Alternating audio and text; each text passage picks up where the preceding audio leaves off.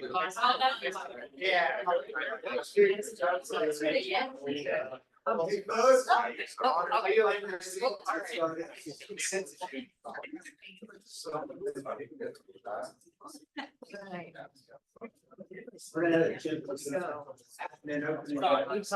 technical.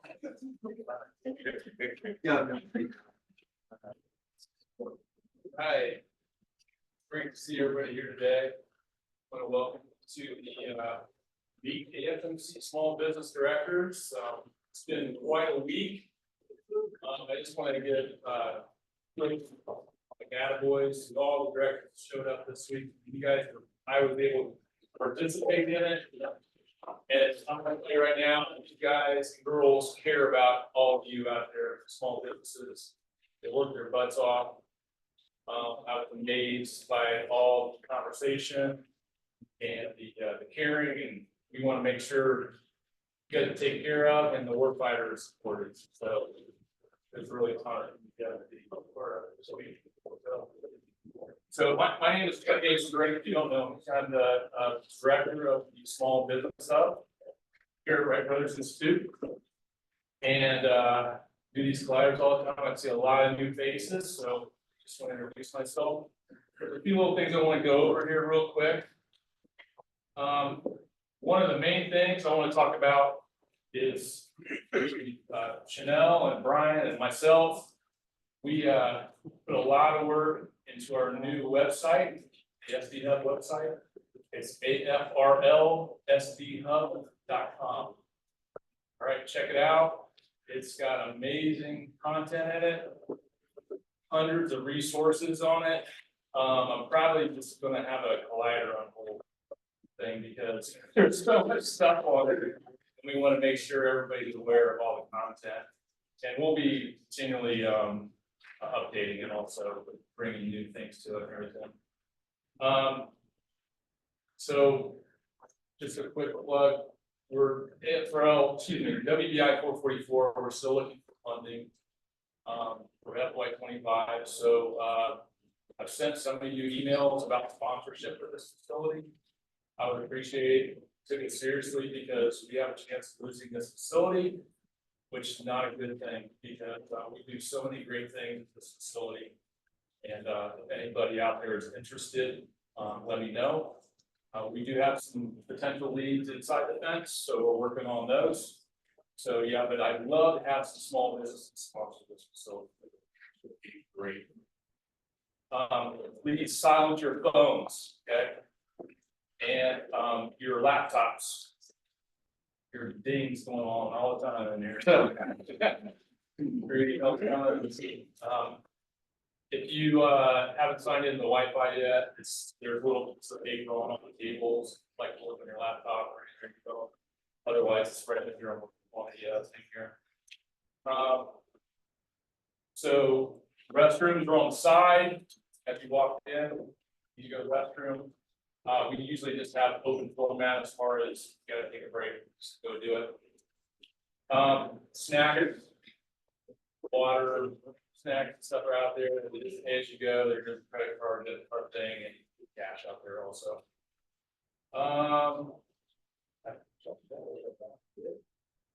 Oh, parking. Everybody could put their parking. I sent you maps and everything.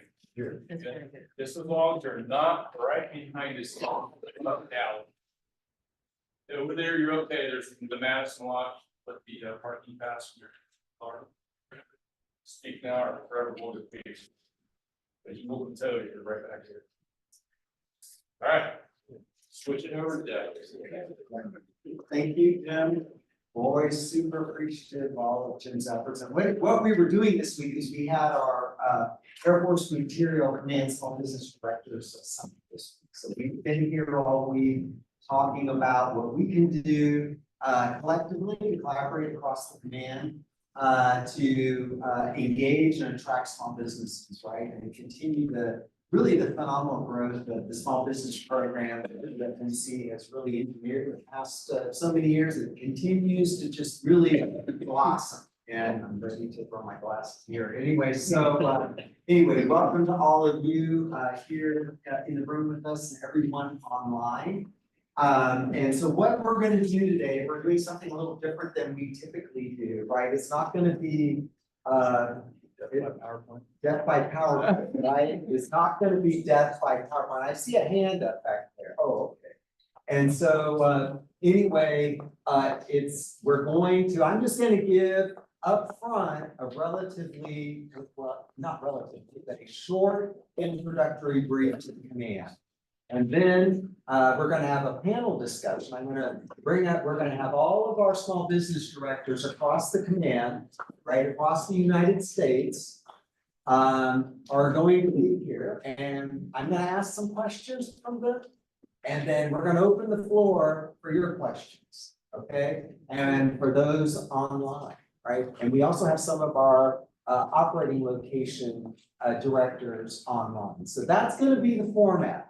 Okay, and so can I ask just by a show of hands in the room, how many of you are familiar with Air Force Materiel Command? Okay, fantastic. Now you work. Yeah, that's good to know. Some of our internal folks struggle because we are very large, complex. I mean, seemingly, I mean, I've been in it enough now that it isn't too complex to me, but honestly, it can be. Because if you're a novice or you are a new entrant, or even if you've been engaged with one of our centers or a particular office, you know, when you look at a DoD military organization, it does look like a numbers and alphabet soup, right? Because it's all numbers and letters. And if you don't have the decoder for that, it can be kind of perplexing. And I'm going to tell you what, we're here to help you. Sometimes we struggle, right? Because things change. And so, you know, we understand that. So don't ever feel that you're at a, you know, that you're at a, that you can't ask us, because it's a totally legitimate question. But anyway, so what I'm going to do, Jim, let's start rolling the charts. And I'm going to do this really quick. And then I'm going to bring up our directors and we're going to get started and we'll go from there. So anyway, this is, oh, the wrong title on here. Let's go to the next one. Anyway, so, okay, so I'm going to go into Air Force Materiel Command. All of you were in the room and you said you knew what it was or had a familiarity with it. What's the important thing in the title that we all key on? It's the E. Materiel. What is materiel? That's military material. What is military material for the Air Force?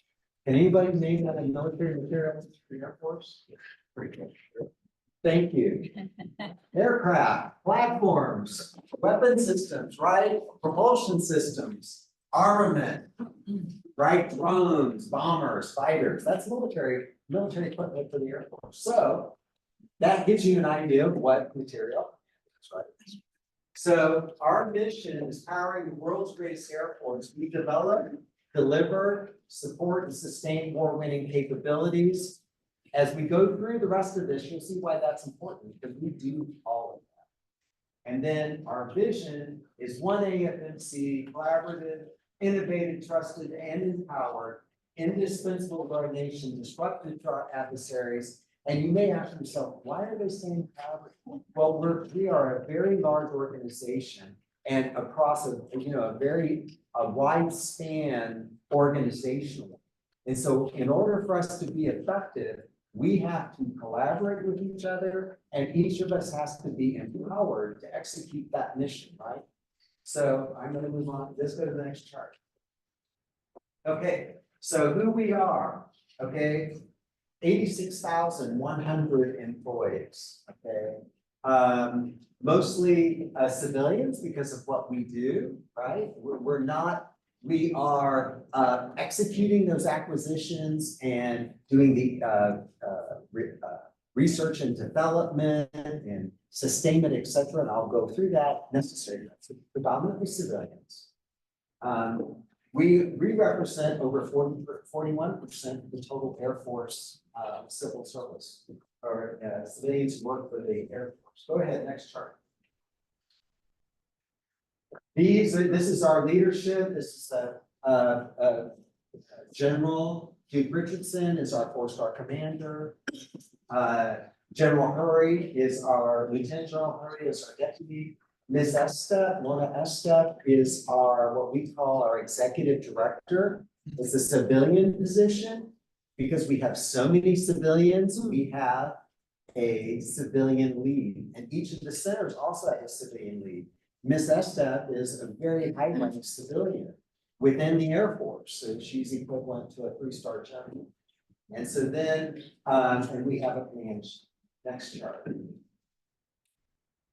So, and I've talked to a lot of you on the phone, and I always say, yes, we manage an $80 billion portfolio, but yes, we are always broke. Okay, but it's the 80 billion is our budget, and we execute. Now, this is 45% of the total Air Force budget, but if we just look at acquisition dollars, it's well over 70%.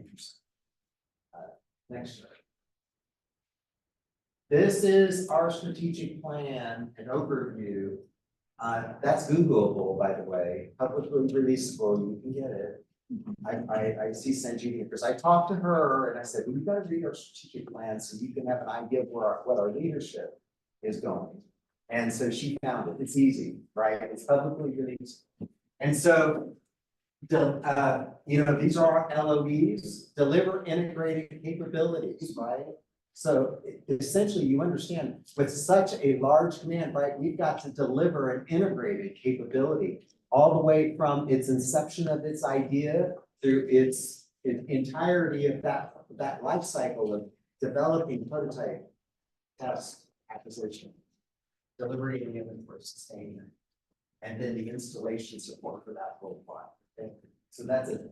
So integrated research, development, test, sustainment, support, and infrastructure to maximize readiness and lethality. Strengthen our team because we have such a large team. We have to empower those in advanced personal development, retention, resilience, and innovation of our workforce. Revolutionize our processes, right? We are a very large organization. We are a government organization. We're a military organization. We recognize that we can become bureaucratic, right? And so we are all charged. And I can tell you all as taxpayers, right? We do, I always say, hey, I'm super impressed with what we achieved, but of course, I'm in it, right? But, honestly, our leadership and our rank and file is really, it is done with the oversight necessary to protect the Air Force from the taxpayer dollars, but also looking at how we can do it in the most efficient way possible, recognizing law, regulation, et cetera, that we have to deal with to ensure that oversight is there for the taxpayers. And then amplifying our warfighting culture. Right, because of what we do, right? We can you can think of it because what we're doing is ultimately working to deliver. I'm going to make it super simple. That weapon system or a necessary capability to the warfighter. We may not be totally connected to what the actual mission execution folks are doing, right? And so we want to make sure that we are connected to that, understand that, so that we can do all the rest, deliver those capabilities that are connecting us to the AFMC, Airmen, and Guardian, to the mission and focus of the material enterprise and delivering capabilities and services in support of the operational execution, and deterrence. And so when you see it, whatever we do where it says Airmen and Guardians, what does that mean? Well, Guardians are Space Force, right? And Air Force Materiel Command is the servicing command for Space Force. And so we have guardians within the command that support the Space Force. So next chart. So that's just an overview. These are our 6 centers, right? And so, for those that the uninitiated, right? So think of it like, a corporate enterprise, right? We have our headquarters, and then you have your divisions that execute different market sectors, right? Well, in our case, we have the command and then the 6 centers, and our command calls them purpose-built. And so, and again, a decoder on this is they do what they say they do. So it's easy. It just is you gotta understand what that is. But once you do, it clicks in, right? So Air Force Research Laboratory, Air Force Life Cycle Management Center, Air Force Test Center, Air Force Sustainment Center, Air Force Nuclear Weapons Center, and Air Force Installation and Mission Support Center. And what does that do? Remember when I talked about integrated capabilities? That's taking, right, the basic idea, Air Force Research Laboratory. The basic idea is all that basic research all the way up into prototype. Then what happens? And we'll make it simple. Let's make a simple example. It's we're developing a new system, capability. And so it's been developed, then we acquire it, and it's acquired within Air Force Lifecycle Management Center. So, and we do that within what's called Program Executive Officer portfolios, PEO portfolios. Think that's again, actually, it's fairly simple because you have PEO portfolios for a portfolio of systems. Think fighter aircraft and advanced fighters and advanced aircraft portfolio, a bomber portfolio, a mobility portfolio. So these PEOs act as kind of like the CEOs for this portfolio. That is all done within Air Force Life Cycle Management Center. So you hear of the new B-21 bomber, right? Everybody, that's where that's being bought. Okay. Then, and the new tanker. So before we buy it, it has to enter the inventory. And you all know, before we accept something, we test it and test it and test it, because it's got to meet those operational mission execution, the requirements as key, we're stationed right now. Yeah, thank you. Yeah. Key performance parameters, right? To meet the mission needs. So we test them. We have Air Force Test Center. Right? Right. And we have the test center, and we have they're headquartered at out at Edwards Air Force Base in the desert of Southern California, right? A very large range out there, middle of nowhere, right? We also have a range over water at Eglin Air Force Base. And then we have really the world standard wind tunnel facility at Arnold Air Force Base in Tennessee. That's the test center. So once it's tested, it goes into the inventory. So then once it's in the inventory, it has to be sustained for its lifetime, right? Well, that's done good. The Air Force Sustainment Center. That's right. And that's, what is that? That's the depots. So as your commercial aircraft have to go through depot, military aircraft go through depot. We have 3 depots. They're headquartered at Tinker Air Force Base in Oklahoma City. Then there's another depot at Hill Air Force Base in Ogden, Utah. Third one, Robbins Air Force Base south of Atlanta. Those are the depots for all of our aircraft. And when I always say this, if you've heard it before, forgive me, but when they say the B-51 has flown 50 years and are going to fly 50 more, why is that? Because of our depots, they keep those things flying. Okay. And what else does the Sustainment Center do? Our supply chain. So you can only imagine the Air Force supply chain. Okay, and that's what they manage and execute. Okay, so then I'm going to go over to Air Force Nuclear Weapons Center, right? Out at Kirtland Air Force Base in outside of Albuquerque, New Mexico. And again, they're doing what they said. They manage and execute the nuclear enterprise. As you know, many of you probably know that we're going through a recapitalization of the nuclear enterprise right now. And that's being, executed and led out of the Nuclear Weapons Center. And finally, Air Force Installation and Mission Support Center. Again, what's in their title? They support the installations and missions worldwide. So they cover the entire globe. And to make it easy, I always refer to infrastructure. So that infrastructure worldwide necessary to keep our bases and the missions operating. You can think of it all the way from roads, roofing, flight lines, hangars, HVAC, to all the way to the building of infrastructure necessary for particular weapon systems, okay, that may need specialized infrastructure. And they do that, we treat our installations as a weapon system. Okay, and they manage that at an enterprise level, okay? So they look at, for instance, they go all the way down, they have they've done a phenomenal job, like looking at roofing enterprise-wide. Because you can imagine that is a significant expense, right? And so we have to make sure that we are executing that in the most efficient way possible. And again, what we've done really phenomenally there is leveraging small business to do that. Okay, next chart. So I've given you an overview of the centers, okay? And again, they do what they say they do. It's just, you will get these charts to get you an overview. Jim, before we send them out, I want to correct the cover. Next chart. This is where we're at. These are all the different locations. I told you that the headquarters, Air Force Materiel Command, AFRL, Air Force Research Laboratory, and Air Force Lifecycle Management Center are all headquartered here at Wright Path. Okay, and the other centers, as I've told you, Air Force Sustainment Center, headquartered Tinker Air Force Base in Oklahoma City, Air Force Test Center, headquartered out of Edwards Air Force Base in Southern California, and Air Force Installation Mission Support Center at Joint Base San Antonio in San Antonio, Texas. I mean, that I like that because that's one base that's named where it's at.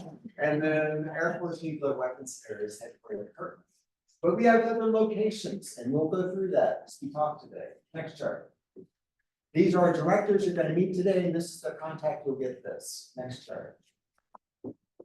This is our small business pamphlet that covers the entire command. You also, some of our directors have their own for their center, but this is going to be a high level review of the centers. Next chart. And it gives you their contacts at the center and operating location level. Okay, so when I say operating location, when you hear that term today, and I want all of you, when you hear an acronym that you don't know what it is, I want you to raise your hand and say, tell me what that is. Don't feel embarrassed because we may not know.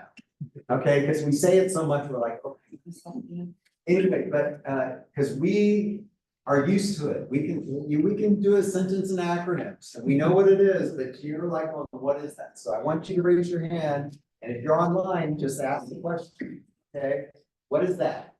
But anyway, when you hear operating location, okay, so when I said Air Force Lifecycle Management Center is headquartered here at Wright-Patterson Air Force Base, they have operating locations at Eglin Air Force Base in Florida, Panhandle, and in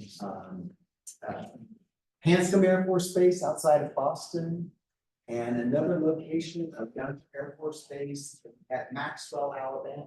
Okay, so those are operating locations. They report to the center, but they're not located here at Wright Path. Okay.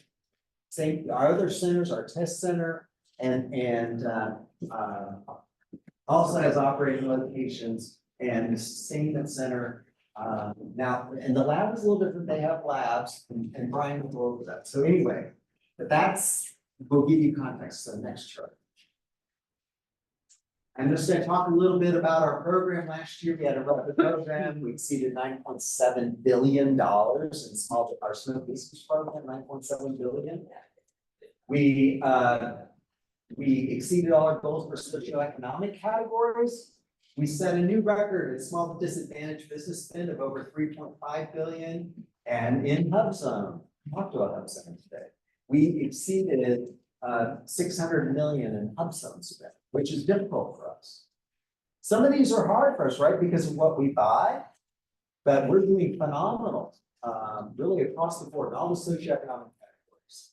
I'm expecting this year that we're in right now to be another record year. I'll be highly disappointed if it's not, but anyways, go ahead, next chart. This is our goals for this year. I'm just writing this for your essay.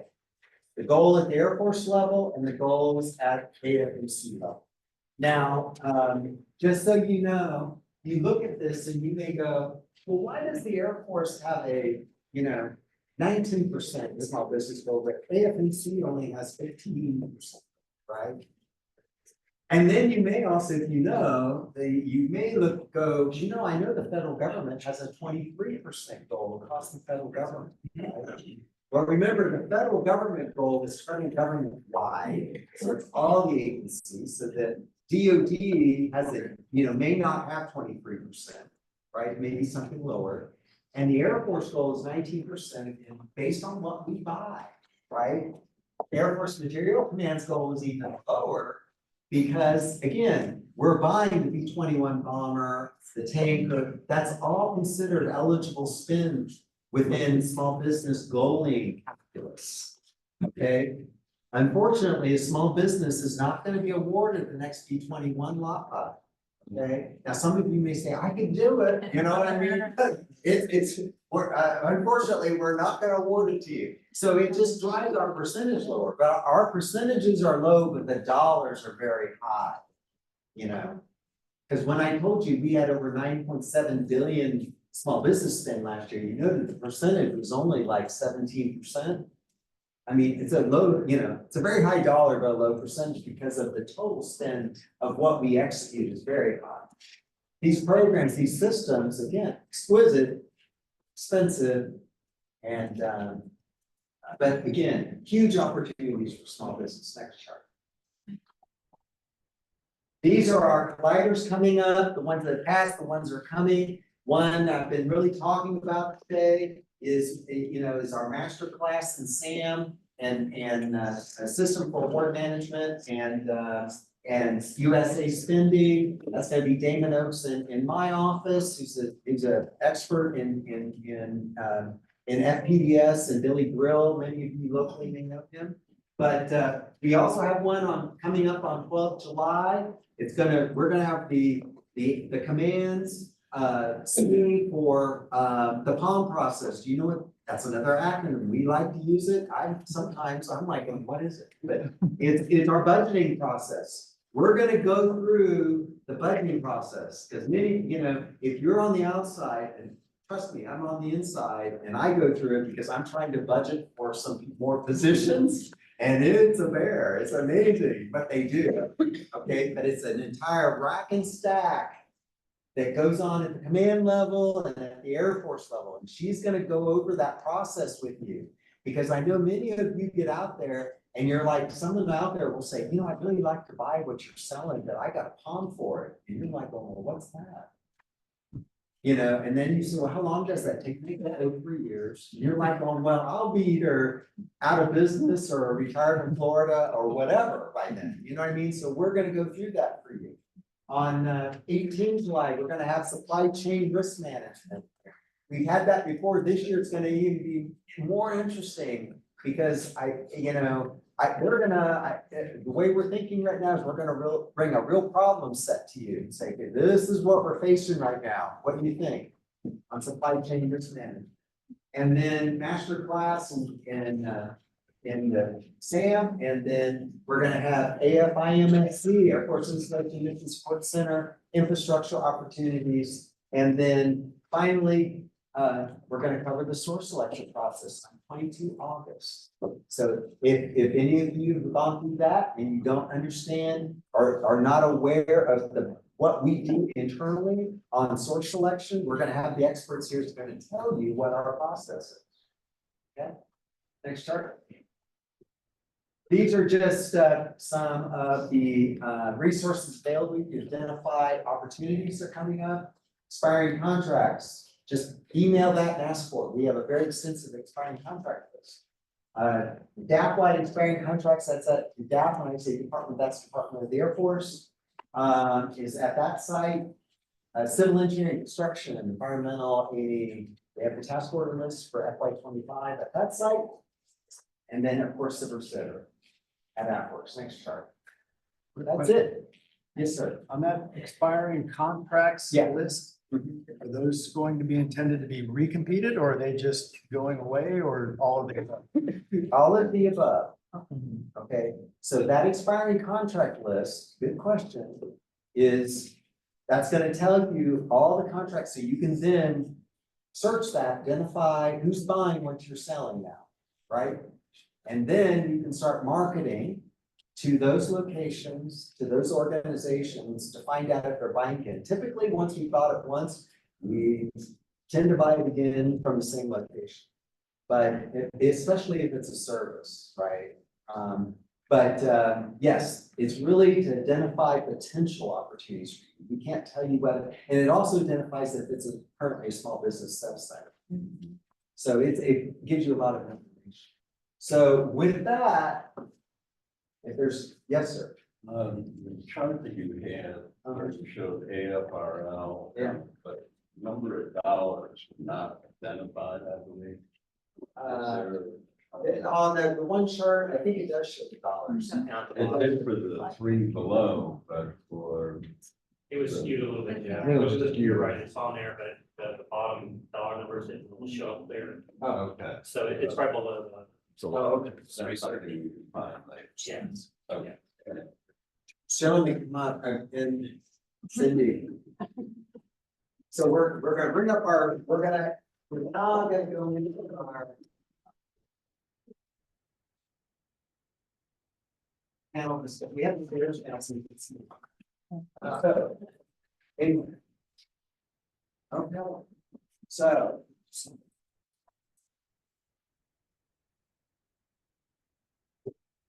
Now, I'm gonna have them introduce themselves and also their team. And give you a little brief, a little more inside information of their background. And then we're gonna ask them some questions. And then when we go into the, if you have questions, go ahead and raise your hand, okay? And we'll, if I wanna really answer your questions, but at some point I'm gonna, stop and say, hey, do you have any questions? I don't see That later. Say again? The white lights in the bottom. Yeah. It's okay. Okay, can we hear that off? Move your chairs. But we need. Are you gonna, I need sunglasses there? You want them? I'll move around. I'll focus. Yeah. What do we need?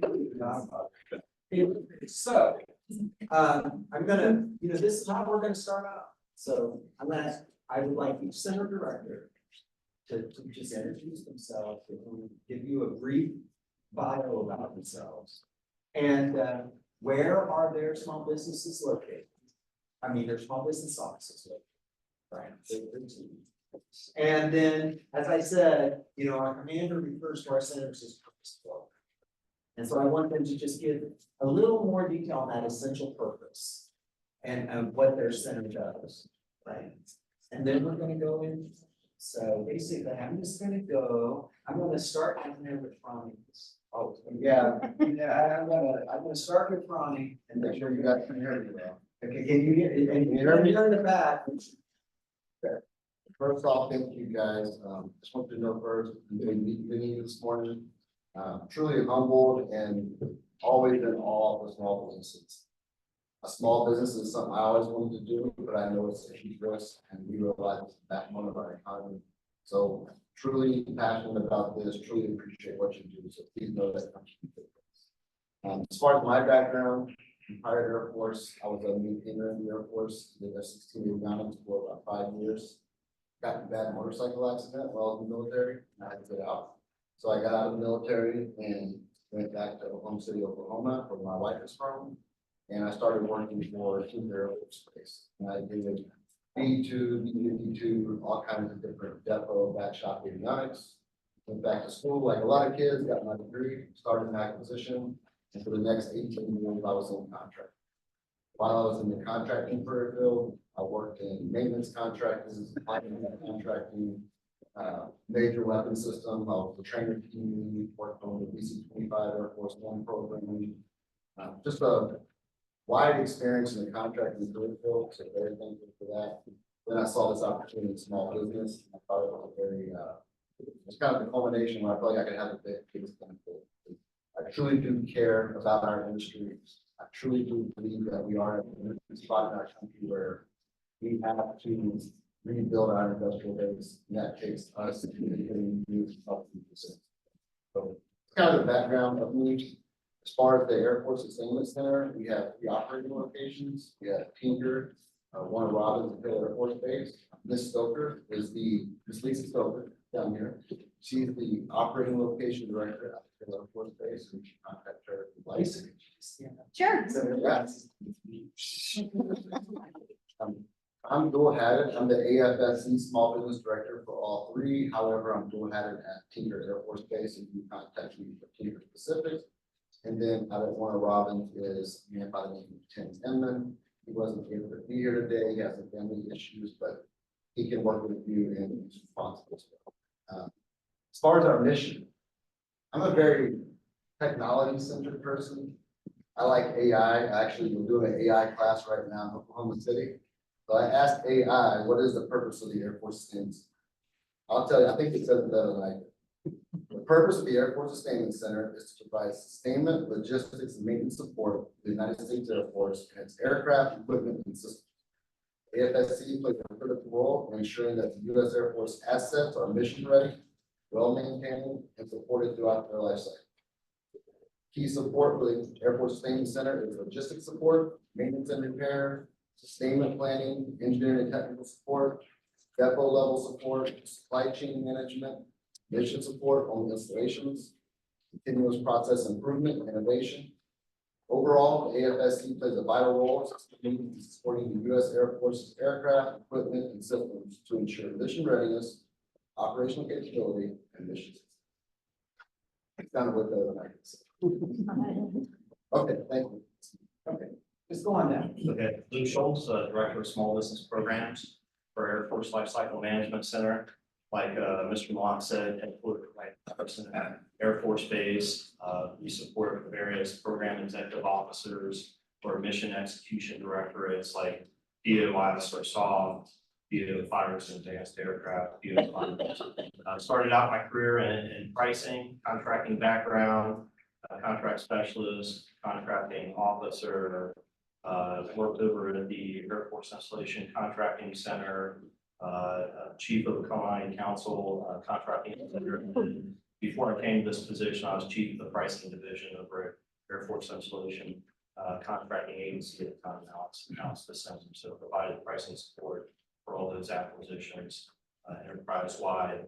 Then I took this position, so I've been in small business director for Air Force Lifecycle Management for coming up on 6 years. That's kind of hard to believe. So it's just a great opportunity. Enjoy doing the outreach, meeting with everyone, working on strategies, meeting great directors and support and all that. So like I said, we have Wright-Patterson Air Force Base. It's our one location, our headquarters. We also have a location at Keith, Ohio. We have 2 small business professionals there that cover metrology. So FMATCAL, they do precision measuring instruments there. And then I actually have my operating location directors online. So Andrew, do you mind name, location, and then who you support, please? Sure. Yeah. Good afternoon, everyone. My name is Andrea Panagoulis. I am the director here at the Office of Small Business Programs at Hanscom Air Force Base. We are located in Bedford, Massachusetts. We support the 2 AFLCMC PEOs here. We're going through a name change. So formerly PEO Digital, they're now going to be called PEO Electronic Systems, as well as formerly PEO Command, Control, Communications, Intelligence, and Networks. They are now thankfully going to be called PEO Cyber and Networks, a little easier for me to say. But happy to take any questions. I'll put my contact information in the chat, and great to be here. Thank you. Great, thank you, Andrea. Over to you, Yolanda.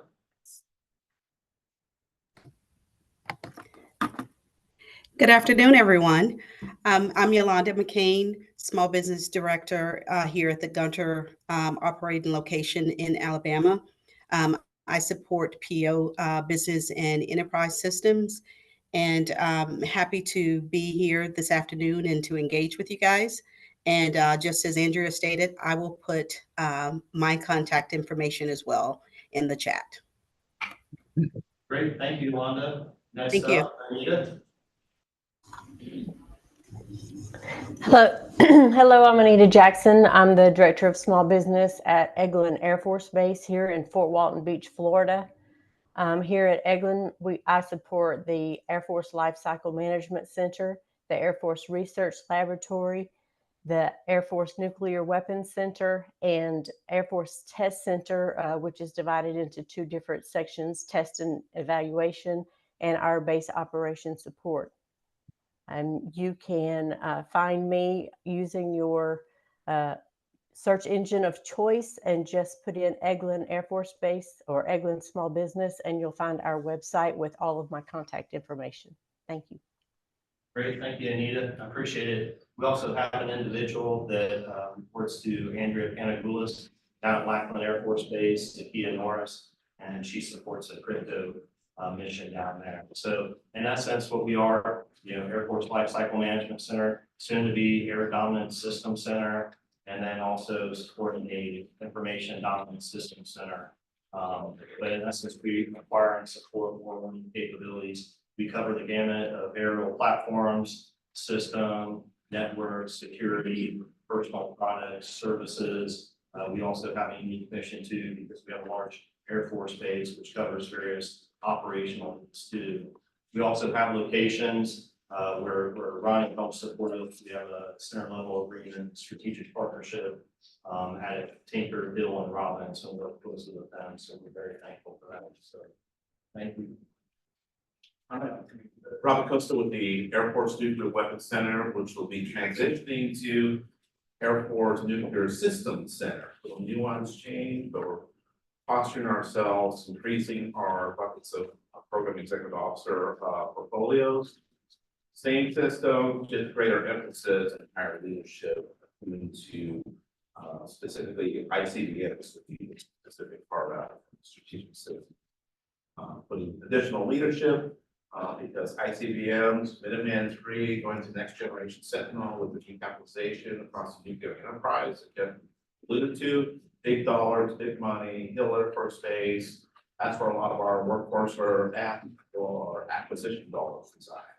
So we're across 5 different locations. I'm at Kirtland Air Force Base, so I take a look at as the small business director there. I can look across our different 5 locations, which were all tenants.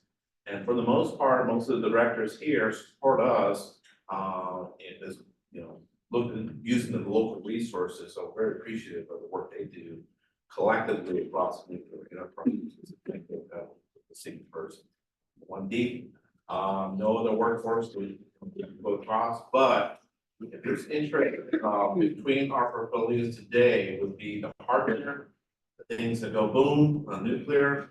Either they shoot out of the ground, drop from the aircraft, or release from the aircraft and home in. So those devices make those things strategic systems today.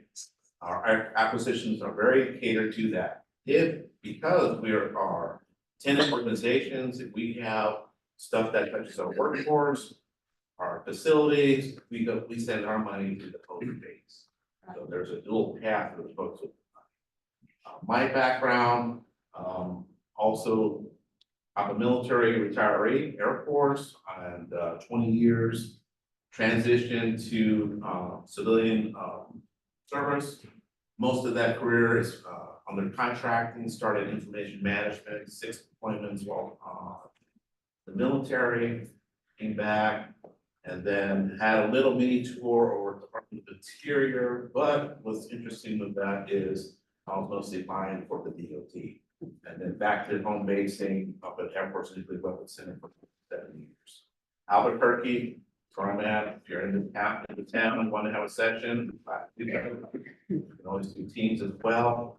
So back on the portfolio, it's 2-part: hardware and systems that go along with that, and then the information, the interconnectedness, the decision loop making, the command and control, national command authority for the presidents for when we need to use a nuclear device for our strategic effects across the globe, our native partners. That's where our NC3 side of the house, nuclear command control communication that can spin them, that's where they caretake that function. from a portfolio contract, we're talking about, orders of magnitude higher on the hardware, but no less important on the IT infrastructure design, because they've taken what has been, bits and pieces of infrastructure put in place. They're doing the caretaking function, but then also investing for next generation effects capabilities. So a lot of companies, a lot of interest, folks that are doing novel approaches in AI, taking security protocols, doing more network infrastructure to include a lot of cyber security, other aspects that we're looking to do that we aren't doing today. We're looking for those kind of solutions. So we also leverage CIBR. We've done 3 campaigns worth of doing that with our own topics to get mission order effects that we're looking today. Our next campaign's coming up in 25.1 cycle. That's our target. And then with that, let's leave some time for some others. What's ICBM? ICBM, Intercontinental Ballistic Missile. Over to you, Greg. Good afternoon, everyone. Gregory Santiago, Air Force Installation Mission Support, Small Business Director. I have over 24 years of acquisition-related experience. I'm also a military veteran. Originally, when I got commissioned, I wanted to fly, so I decided to have my pilot slot. I was stationed down in Canyon and had to go down to Memphis for flying class 1 because I wasn't worried because I passed my commission. But lo and behold, I failed the test. And so I had to hold off on my dream of flying. But I had this degree, I still want to serve. So that's when I got into acquisitions, became a contract officer, deployed CCO, Iraq, and had a wealth of experience with a lot of the people doing R&D contracts, systems, operational, commodity council, and strategic stewardship. I was very privileged to be stationed in many locations worldwide, kind of experienced that. Over the last 3 years, I've been fortunate to be serving as a small business director. So I'm excited at that role to kind of see things from a different perspective and also give back to the industrial base, promoting, like everyone said, the background of the industry is small business. So we want to give back to this, make sure that we have to help them. With Air Force Installation and Support Center, as Deb said earlier, we take an enterprise approach to maintain our installations worldwide. Basically, what that means is it could be something as simple as maintaining the building, runway, roofing, the surrounding fence line, roadways, to environmental cleanup, restoration. A lot of times, around the flight lines, maybe some contamination. There could be possibly overflow that firefighters use, or contamination from munitions. We do a lot of work on environmental cleanup, both in the installations, active and closed, as well as the surrounding areas to contain that, do additional studies. In addition to the portfolio, we have a unique opportunity to also support the medical Surgeon General's office. So we do a lot of ANAS contracts for them, as far as doctors, nurses, medical assistants. We also do medical coding, family advocacy program, which is an 8A set-aside program that supports clinical social workers and social domestic abuse workers, as far as counselors. In addition, they do a lot of MPFs, what it does, AMS at hospitals and military training facility. And they do, they also maintain the hospital cleanliness, preventive services. That's a big effort. That's a small business. They call it AMS, hospital aseptic maintenance services. That across all of the Command supply. In addition, they also support Air Force Security Force Center. And they do the military working dogs, some of those force protection initiatives and everything. As well as we have a big contingent of R&D support that we do, not necessarily considered, but more across 22 technical areas. About an office, they support detailed defense, technical center, and they really focus on developing innovation on these across these 22 technical areas. And they have huge dollar lead times that they maintain multiple work task order contract. So pretty much it's like with GSA or Oasis, those big dollar vehicles, we award them to a suite of contractors and all follow on work. We execute task orders specific department. So anytime you hear MATOC, Station for main top, big 25 spot. You want to be on there because they get all the work with that part. And normally we do 5, sometimes we. In addition, another part of our portfolio is construction, architecture, engineering, military renovation, roofing, runway repair. That's a huge lot of our spend. We have several billion-dollar opportunities upcoming if you're in that nature of construction or any business. We can talk more about that later. It's on our website. We can share some of those opportunities with you because we are pushing for small business set aside, not just overall small business set aside, but we look for reserves for other ships such as AA, woman-owned, veteran-owned. We also want to maximize opportunities there. So we have a wealth of opportunity there. Meeting you. Introduce your wells. Oh, yes, thank you. So our organization, we have 2 OLs. Our first OL is down in San Antonio, which is led by Ms. Amy Alvarado. And also we have Mr. Dave Forrest, who's out here at Wright Pat. He couldn't make it today. But, he's been there quite a number of years, so I have to have 2 rock star directors. That's pretty much. All right, good afternoon, everybody. It's great to see some familiar faces here today and some new faces that we have yet to meet with. I'm Brian McShelton from the Air Force Research Laboratory. We are the state laboratory that supports both the Air Force and the Space Force. My background is I started off my career in the Air Force. I served a term within the Air Force, and then when I got out, I started working in industry. Both at large business and the latter part was with small business. So I had 18 years working out in industry. As I was working in small business, I was with 3 small business companies, much like yourselves, looking at ways that I could get engaged, connected in with the Air Force. We had our offices parked right out there on Presidential Drive and Colonel Glenn Highway, and we could never, ever penetrate AFRL. Ironically, we were able to get into the Navy and the Army. But going 100 yards across the street trying to get an AFRL was a challenge for us. So really frustrating. About the time that I was ending my period working in small business, we eventually got bought out by a large business once again. And I started looking for other opportunities. And then that's when the Air Force came and presented an opportunity for me to come in civil service. So my background is engineering. I've been an engineer my whole career. I came into AFLCMC working as a government contractor, working as a lead engineer and was promoted up to chief engineer into a number of programs that we had over in the LCMC area. And then I was over there for about 5 years before I came into AFRL. And I worked in different capacities in AFRL from a plans and programs perspective and other leadership initiatives. The Air Force S&P strategy was one of the big initiatives that I helped lead for AFRL and for the Air Force. So that was a great experience for me to get out in the ecosystem, experience some of the misconnection that we have with academia and with industry. Because quite honestly, as we were going out and doing a number of our industry sessions, we found out that we were a very little known entity out in the external S&P ecosystem. So, science and technology ecosystem. And so the opportunity came open for me to take on the small business director's position, and I jumped at it.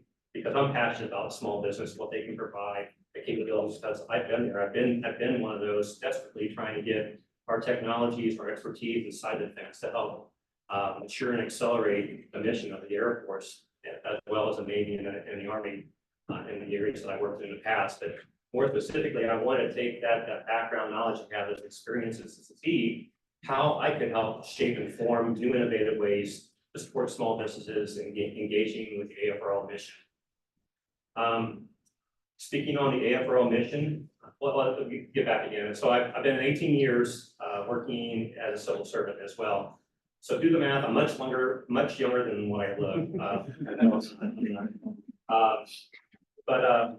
From an AFRL perspective, again, being the single laboratory supporting both the Air and Space Force, Jeff showed up on a slide a little bit earlier. If you look at the spectrum of how things evolve from science to is this idea in science even possible to meet a military application?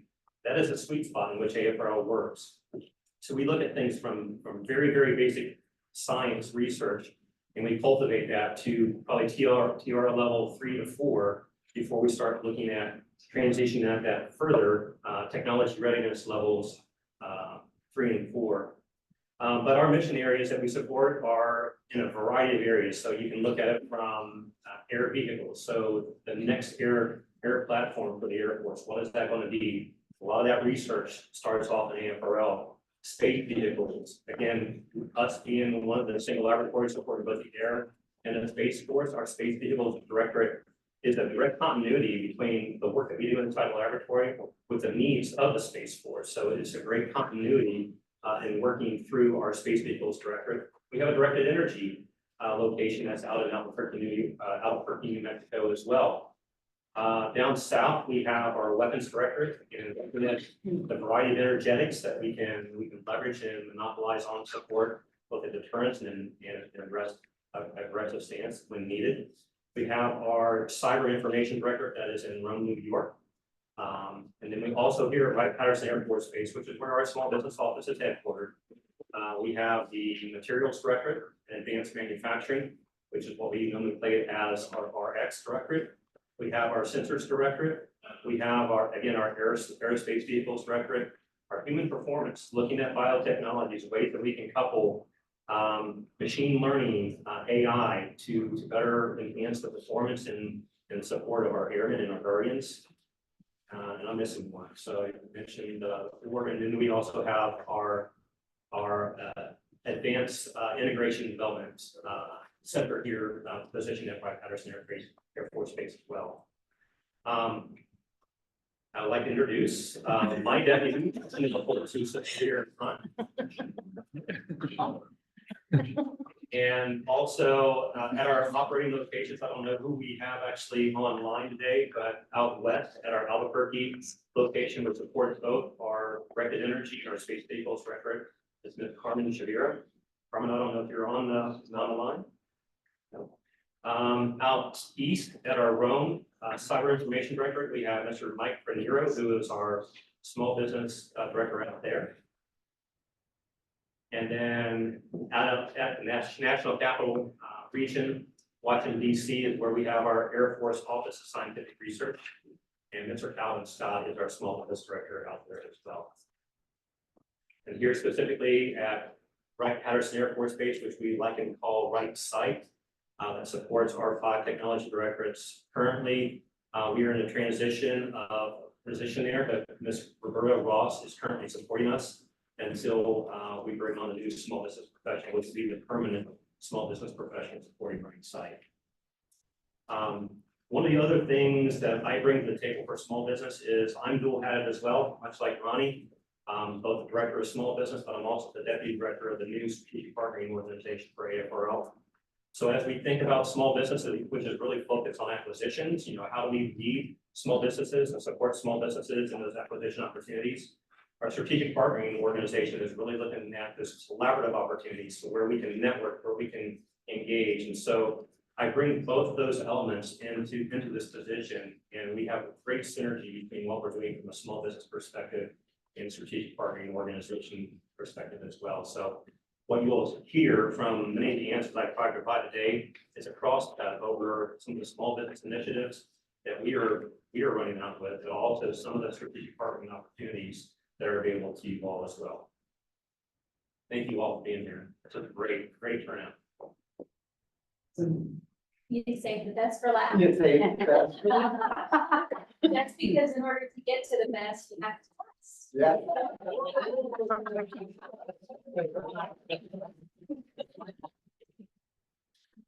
It's a pleasure to see everybody here today.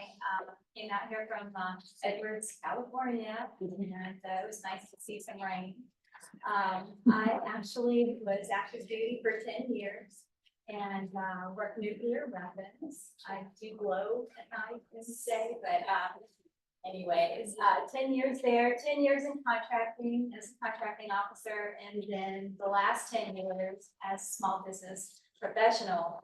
6 of those years were actually doing the work and under the mentorship of the previous director. So I gained a lot of experience and then a lot of great companies, and that just drove my desire to become the director when he retired.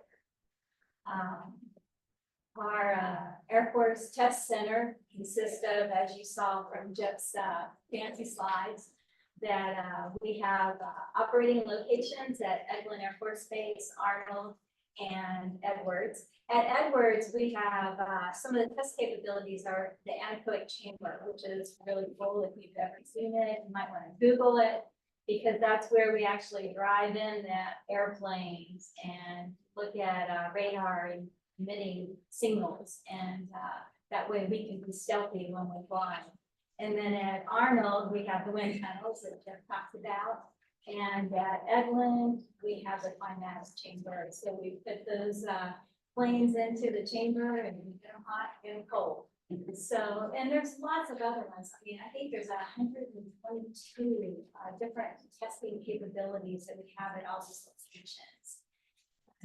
We just strive every day to make sure that what we're doing is what our end users, our airmen, are using out in the field. It's there. Let's see. And I know I have online two of my OL directors and our small business professional at Edwards Air Force Base, Miss Shelley White. She just joined us in January. I don't know. She said to tell you that she did her hair and makeup, but she's in Gen Pop and they won't let her come on camera.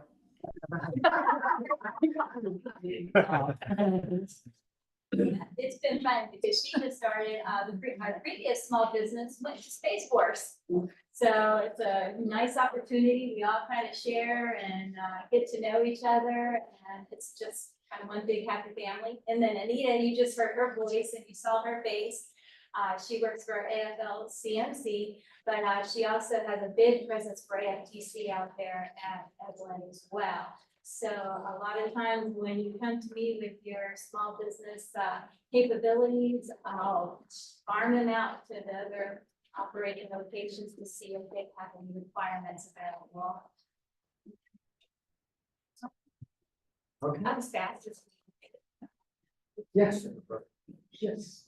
So I just one area that I forgot to mention, and I'm sure there's a lot of people in the audience that are curious about Air Force Super Sitter. So many of you may have known that at one point in time, the Super Sitter program did sit underneath AFRL.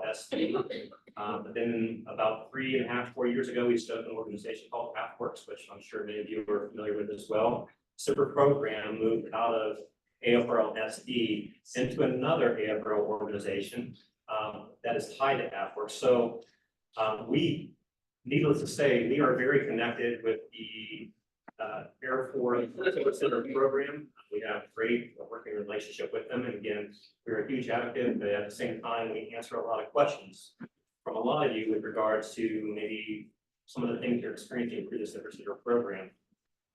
They are now a direct report organization up to Staff AQ, which sits above the AFMC organization. But from a personnel perspective, they all sit inside AFRL. So again, that provides us that great continuity to look at what we're doing from a small business perspective, how we're leveraging the Super Sitter program, also how we're leveraging our collaborative partnering, strategic partnering organization, how we're meshing the three of these together to really bring it back to small business, large business, the partnership ecosystem that you all work with. So that was, I want to make sure I shared that with you as well. Oh, yeah, go ahead. Yeah, my apologies, I missed one of my operating locations, and I know that my team is gonna look back on the video, so I have to say that I have Stacy Krantz out at AEDC, and she's been. AFTC is Arnold Engineering Development Complex, and she's been out there quite a while, so she knows the ins and outs from the large business perspective and subcontracting to small businesses. Thank you, sir. Okay, so I'm gonna ask some questions, okay? And then I'm gonna be looking at here to see if there's any hands with people. So I'm gonna do one, and I'm asking, my first question is, what best practices do you suggest a new entrant or an existing small business that has done business with us practice? What is the best practice when they are attempting to engage with your center or location? I'm gonna start with Ronnie. What do you think? What would give us the best practice? First thing I would say is there is no shortcut. You can't meet the right person and get a contract in 10 minutes. There's a process. We carry, okay. I won't repeat it, but I'll keep going. So, for example, the Air Force Sustainment Center, we buy 13,000, we do 13,000 contracts a year. There is no shortcut to the process. Our contract officers, program managers, they post their RFIs and they're doing the market research to SAM. We take those responses to the RFIs, that drives our market research, and we do our solicitation. My recommendation, and I know some of you hear this, is please look for those RFIs that are most related to you. Do the research first to figure out which of these 6 centers more aligned to what your capabilities are. Then, if we find a center that you think aligns to your capability, find out what DODAX that their buying activities buy from. Set a search feature in your SAM for those DODAX, then you'll start getting all notifications coming out of AFRL. DODAX is a Department of Defense Activity Identifier. It's a address code. It's an address code, and it basically is identifier. For example, at Team, we have 48 individual buying officers. They're like FA8122, FA8125. That is what you'll see on the front of the account. So again, set your SAM to have that filter where you're going to get all the information. Respond to those RFIs. Have the communication with the program manager. Again, there's just no shortcut. If you're a company that has an innovative product that we are not soliciting, I get that's a little bit different. So yes, still the same first thing applies. You gotta do your homework to figure out what is the right organization that you think is gonna buy it. Then I would recommend reaching out to either A, the SIBR POCs at those locations, or the small business offices, one of us. And we can try to help figure out who is the right POC within the government organization that may have an interest or potential need for that product. And we can try to develop that relationship with you and drive that requirement. And that's what I feel like the biggest challenge is on the one that's innovative products trying to get that out. How would I find out who SIBR POC was? So for the Air Force Sustainment Center, we just created something called a customer engagement guide, and that is on our website. And basically, go to that guide, it's broken down in all of our core areas like small business, engineering, complexes, supply chain, and there's a SIBR spot. Basically, that gives the main AFSC single program manager's name, as well as a SIBR point of contact at each of our 3 operating locations. So to find out what type of specific SIBR need we have, you can contact those points of contact. Yeah, DODAX are super important. DOD activity address code, DODAC, you can Google them. It's a decoder in all of this. And usually in the Air Force, start with FA, there will be 4 other numbers. And that's an identifier of the buying office. Okay? Every contract starts with DODAC. I just went over with a small business this morning with DODAC, with the contract. And we identified that DODAC. And then you can find out who the buying addresses. And speaking of DODAX, we have many by DODAX. Yes, we have several. So for example, if you're a construction at A&E firm, we do business with the 72nd Enterprise Sources Fund. They do enterprise-wide for all, not just the local Air Force installations, it's worldwide. So every installation you do is enterprise-wide. So if that's in your wheelhouse, FA A903 is the DODAC you want to know.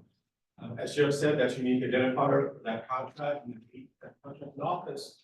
So if you want to search for opportunities, you can look at SAM.gov, type in that DODAC, and you can see what previous sources are out there, RFIs, or postings to help prepare you for solicitation. For a major acquisition that we do, it's not going to be on the street right away. It takes time. We do a lot of market research. So it's important that when that RFP comes out, you have a good idea of what we're looking for, especially some of the evaluation methods we're looking at. So you know how to best position your firm, not just to bid on it, but also make it a team, because some of our efforts are worldwide. Some efforts you need quite large bonding. Now those may be still small business set-asides, but we know based on market research, small businesses do it. but we don't want to eliminate the smaller firms. So that's why we highly encourage payment arrangements, so that way you can kind of fill in the gaps, maybe certain areas you might not have as a company, or even consider joint venture or member protege opportunities to help you competitive. Can you repeat that, Nodak? Yes, absolutely. Foxtrot Alpha 8903. And we have a DODAC for our Tyndall office. That's our contingency, they manage our contingency contract. That DODAC is FA 51. But we all have DODACs. Okay, and so basically that's if you engage with us, right? I should say, I don't have a DODAC, thankfully. However, they all have DODACs. Okay, we started this off with, and I think we covered DODAC. We're all, that's an important identifier that you all as a small business need to know what that is. It's gonna help you identify the buying. And why is that? Because you need to market yourself to the organizations buying what you're selling. Okay, bottom line.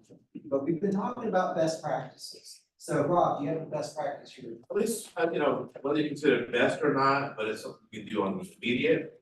You give me your business card today, I'll send you a double-decker slide deck, mission brief. If you want to learn more about what we do, how we do it, who we do it with.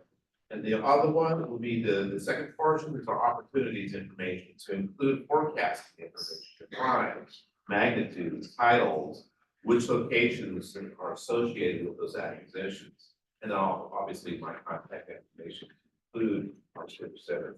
So I can also forward you a collection, kind of small collection of the forums we attend. So we have an initial contact, when we follow up in person, ideally. Yeah, I think from our standpoint, it's all a two-pointer. Most of the time when you're doing business with Air Force Lifecycle Management, your first contract is going to be a subcontract. So understand the major players that are in there, the other than small businesses, Boeing, Lockheed, Northrop, all the huge list there, which I presented before with Jim and have the information on the top. So there's 15 other than small businesses that do business with Air Force Lifecycle Management Center. The other point is really do your homework. Air Force Lifecycle Management Center, our small business website, we put a lot of time in there as far as putting in contact information, work email addresses, flyer information, expiring contracts, information on life cycle industry days, and then also the org chart, which is updated monthly, so you can go and see our organization.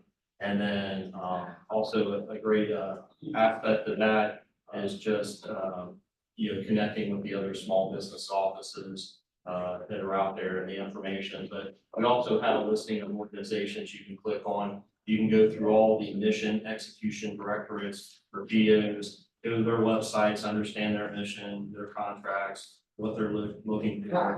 How's an easy way for them to get all of that? Just look on the search for Air Force Lifecycle Management Center website. You can just pull that up and click on the website. All of this, I'm gonna say, is so much of what we do is out there. We just have, it's easy Google, once you know what to Google, right? So Air Force Lifecycle Management Center, you're gonna Google that, go to their site. Yes, The other thing, If you could mention the AFSC program. Yeah. At the end of the month. Yeah. I'd appreciate it. Okay, yeah, and I'll mention that, I think, later on, but the other thing too, with all the changes with great power competition and reoptimization, we have a tab up on the top of our website for reoptimization, so I would advise to click on that, keep updated on the information, like Andrea stated, the changes in some of the PO names, so just keep aware of things that are happening in Air Force Lifecycle Management Center, soon to be Air Dominance. So the next time we talk to you guys, we're gonna have 7 centers up here. Of this, but actually, no, we won't, because right now, Luke is going to be the director for both, okay? So, but we will, for the 2 Central Systems centers, Air Dominance and so we covered that in our GPC OI collider we had earlier. We had that in mid-May, correct? And, but we are going through what we're calling a re-optimization for great power competition. So we're gonna have some changes organizationally, but our mission's not changing. So we're all gonna be doing what we're doing. We're just optimizing the best do it, okay? So there's really no change in our mission. Does anyone else on here on the stage have a best practice that they would recommend, Brian? Yeah, I mean, just kind of coinciding with what Luke said, doing your homework, getting the information. I know that we have multiple times where we have small businesses coming to us, just trying to push their technology, and we find that that technology has no relevance or alignment to our areas of interest. So we have made a massively concerted effort across the AFRL over the past 3 years to increase the opportunity space for us to be more informative out the ecosystem, to be better aware of our mission space. What are those technology areas that we're really concentrating our efforts on? But more importantly, how to get connected with it. So Jeff mentioned earlier that we just launched last week our new AFRLCMC website, which gives you a lot of not only information out on the website, but gives you a lot of connections to other information, such as going to our AFResearchlab.com website, which contains a lot of detailed information on what's happening within our technology directorates. What are we doing as it relates to great power competition? What are some of those big moving priorities that we're starting to align ourselves towards?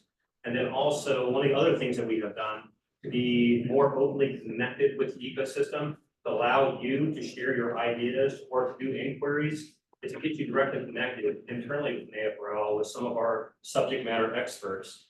And you can do that by visiting Air Force TechConnect.org. That's Air Force TechConnect, all one word, .org. All this information, all these links are available on our AFRLSDHub.com website. But again, the Air Force TechConnect.org tool allows you to submit your idea in. It will go through, it will scan the list of S&Es that we have within that area of expertise or that area of interest. And if there is a match, it will come back with you with a connection point so that you can have further collaborations or engagements with that S&E, that science and engineer from AFRL. But again, really digging into the homework. We have pamphlets of information on AFRL over here. I think they're all gone now, but everybody who's registered should be getting a digital copy of it. That provides you our list of those apps. So again, we are dispersed across the country, opportunities to see what's happening at every one of our research locations, as well as other helpful information to get you connected. Yeah. The other thing, Brian, you just touched on what you did for capability statements, because I know that was key as far as companies being able to submit it on the AFRL Hub, because that was an entry point not only for AFLCMC but other organizations. It's kind of how you've been able to leverage that. Yeah. So again, one of the things that we often request and many times you offer are your capability statements. But so one of the modifications that we did through Air Force TechConnect was we provided a capability where you can upload a capability statement that will be aligned with your company and the information, or maybe a specific question that you're trying to get some feedback on. So it enables us to get a better understanding of your company profile, what areas you excel in, to assimilate the rights and gather the right S&Es, the science and engineers to respond to your inquiries. So the capability statement was a huge added bonus that we were able to get launched in the TechConnect. So where do they put that inside of that connect? It's just take an upload and inside that, and that'll funnel it out to the science. And you can do it on the AFRLSDF.com. We've kind of, we've talked about some best practices, right? My recommended best practice for any small business attempting to enter DoD, the Air Force Materiel Command, or one of these centers is, I've said it like 3 times, I think already, Google, or whatever search engine you prefer. And that is just do the Googling and do some research on what our mission is and envision how you can help us meet our mission. How are you going to enable, improve, accelerate our mission execution, right? And so where do you fit My suggestion is that whenever you're engaging with us, okay, and especially if you're engaging with a requirement owner, is you're thinking it isn't like, hey, this is what I do, you buy it. It's you envision how we are going to use it, how it's going to meet our mission need, or improve how we execute our mission. Okay? So, it's a marketing effort on your end, right? And you have to, when I do get a small business that tells me, okay, I do this, okay, you want to buy it? I'm like, well, tell me how I'm going to use it. How do you envision it fitting in with our mission? Because we do have a unique mission, right? Hey, I'm going to address, Yolanda, Andrea, Anita, Warning. I'm going to throw a question out, but hey, IT, I'm thinking, because we've been talking about how do you identify requirements. IT is a big one. Business enterprise systems, huge. Yolanda, if you a small business wanting to help to identify potential requirements in the business enterprise realm, how would they do that? What's your best practice there? So a best practice to engage with us is obviously they can reach out to me via email, and I did put that information in the chat. But to look at specific opportunities, we have the Smart Guide, which is a publication of upcoming opportunities forecasted out for 18 months here within the BES portfolio. We, in that document, provide an overall summary of the program description, the requirement description, and the scope. And then we give some anticipated acquisition strategy information. If it will be competed, the anticipated POP, that kind of information that's always helpful as companies to. What's POP mean? Period of performance, thank you. But that period of performance, as well as information regarding the previous incumbent vendor. So that vendor who's currently performing that contract. Companies use that information in various ways. One way to make use of that information is to reach out and explore strategic partnerships potentially with those incumbent vendors. As well, you can use that information to do partnerships just in subcontracting opportunities. That guide is available via the BES website, small business website that I shared in the chat. And it's also available within the BES communications, vendor communications page. All of those links are in the chat, but if you email me, you can certainly get the information from me, as well as attending some of our customer engagement opportunities. Hey, Yolanda, can you touch on some of your industry days or customer engagement? Just a quick, I know you've been really transformational as far as linking businesses to your large IDIQ down there for small businesses. Sure. So as it relates to our vendor engagement, we have done a couple of things because we understand it's a lot of vendors, not as many customer opportunities to speak with them, and frankly, not as many government personnel working these programs.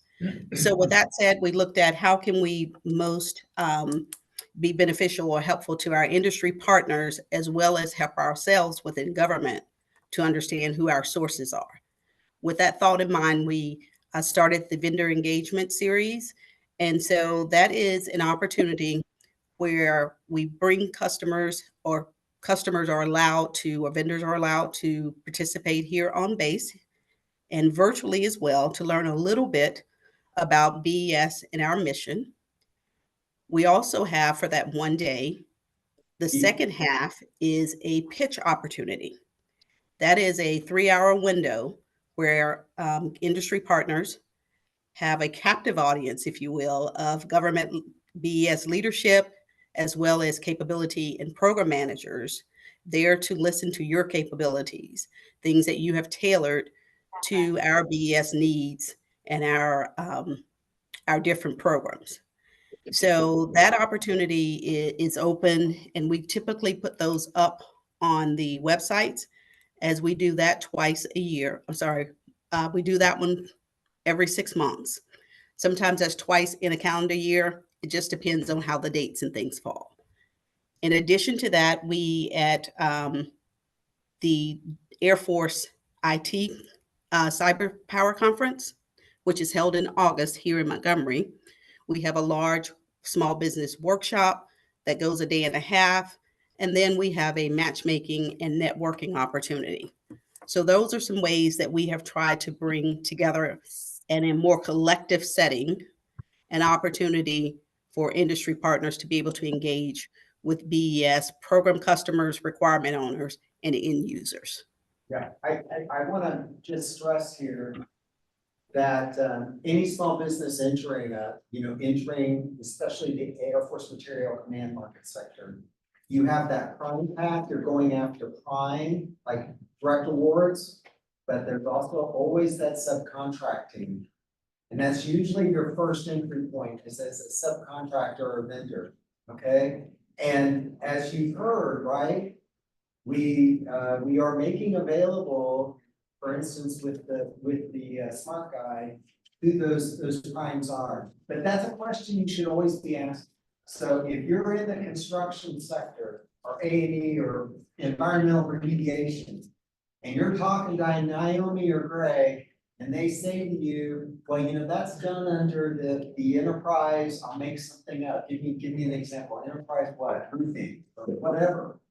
Your next question is going to be, who are the primes? Because you've got to market to them, because particularly if they're a large business, they have subcontracting plans. And so they have goals that we monitor for them to achieve, subcontracting to small business, including the socioeconomic categories. So that's your dual path. Okay, so you've got a dual path with us. One, those prime awards. Two, the subcontracts. And so don't be dissuaded if you hear that we've awarded enterprise contracts for that, because there's subcontracting opportunities there that you have to pursue, okay? Jeff? Yes, sir. At a lot of our major prime contractors, there's a counterpart that's just like us at the major prime. It's called the Small Business Liaison. If you call Boeing or Lockheed or Northrop, a lot of our big primes, that's who you're looking for, is that SPL at those companies. And then Jeff, I know it can be intimidating sometimes meeting those larger companies, but they do have outreach events for construction, Society of American Military Engineers, SAMI it's called. It's a nonprofit organization that has outreach events, and actually the annual event this year is in New Orleans. I want to say it's November 20th to the 22nd. And a lot of our large businesses, including small, will be at that event. So over 5,000 people attend that event. So it's an excellent way to kind of pound the pavement. We have booths to get your name out there and kind of talk about what makes you stand out among your peers to build those relationships. You can also host some of the other experiences. Or you may have new technology. Air Force is really interested in zero emissions, net zero, environmental friendly, zero, reducing the carbon footprint in a lot of our buildings. So if you have some of those technologies, please promote it at some of these events. They'll build the relationships. Yeah. And I just want to talk a little bit about not enterprise, but more from an R&D perspective. There's also other opportunity pathways to engage with AFRL. And I haven't talked about this yet, but we do have two regional networks that we have stood up. One in the Midwest and one in the Mid-Atlantic. Purdue University is our network partner. Cornell is our network partner for the Mid-Atlantic. And their role and responsibility is to build the network, right? Bringing in small businesses, large businesses, other government organizations, universities, venture firms. This is a collaborative partner. This is not an acquisition activity, but what it is it gives you an opportunity to start building relationships, not only with AFRL, but other partners, other folks that are working in that network ecosystem.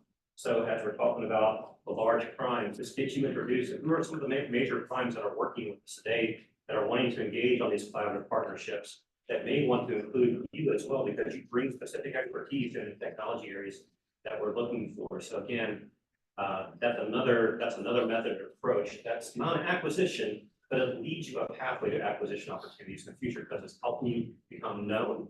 And you get better awareness of what you're looking for and what we're trying to buy. Yeah, and Hey, Andrea, I know that you've got a fairly large acquisition or RFP that's been released called Base Infrastructure Modernization and some other, the opportunities in that realm. And so could you just address that and how you would recommend small businesses to do it? Zach, please. Can we hear you? Yep. Sorry, I thought someone was saying something in the back. So we have part of Command Control Communications Intelligence and Networks, that PEO, base infrastructure modernization. So looking at modernizing the networks at all of the Air Force bases around the world. So looking at establishing a service level agreement that is the same. So whether you're at Wright-Patterson Air Force Base, you're at Hanscom Air Force Base, your user experience with the network would be the same. Structure for that is a multiple award IDIQ with reserves for small businesses and small business teams.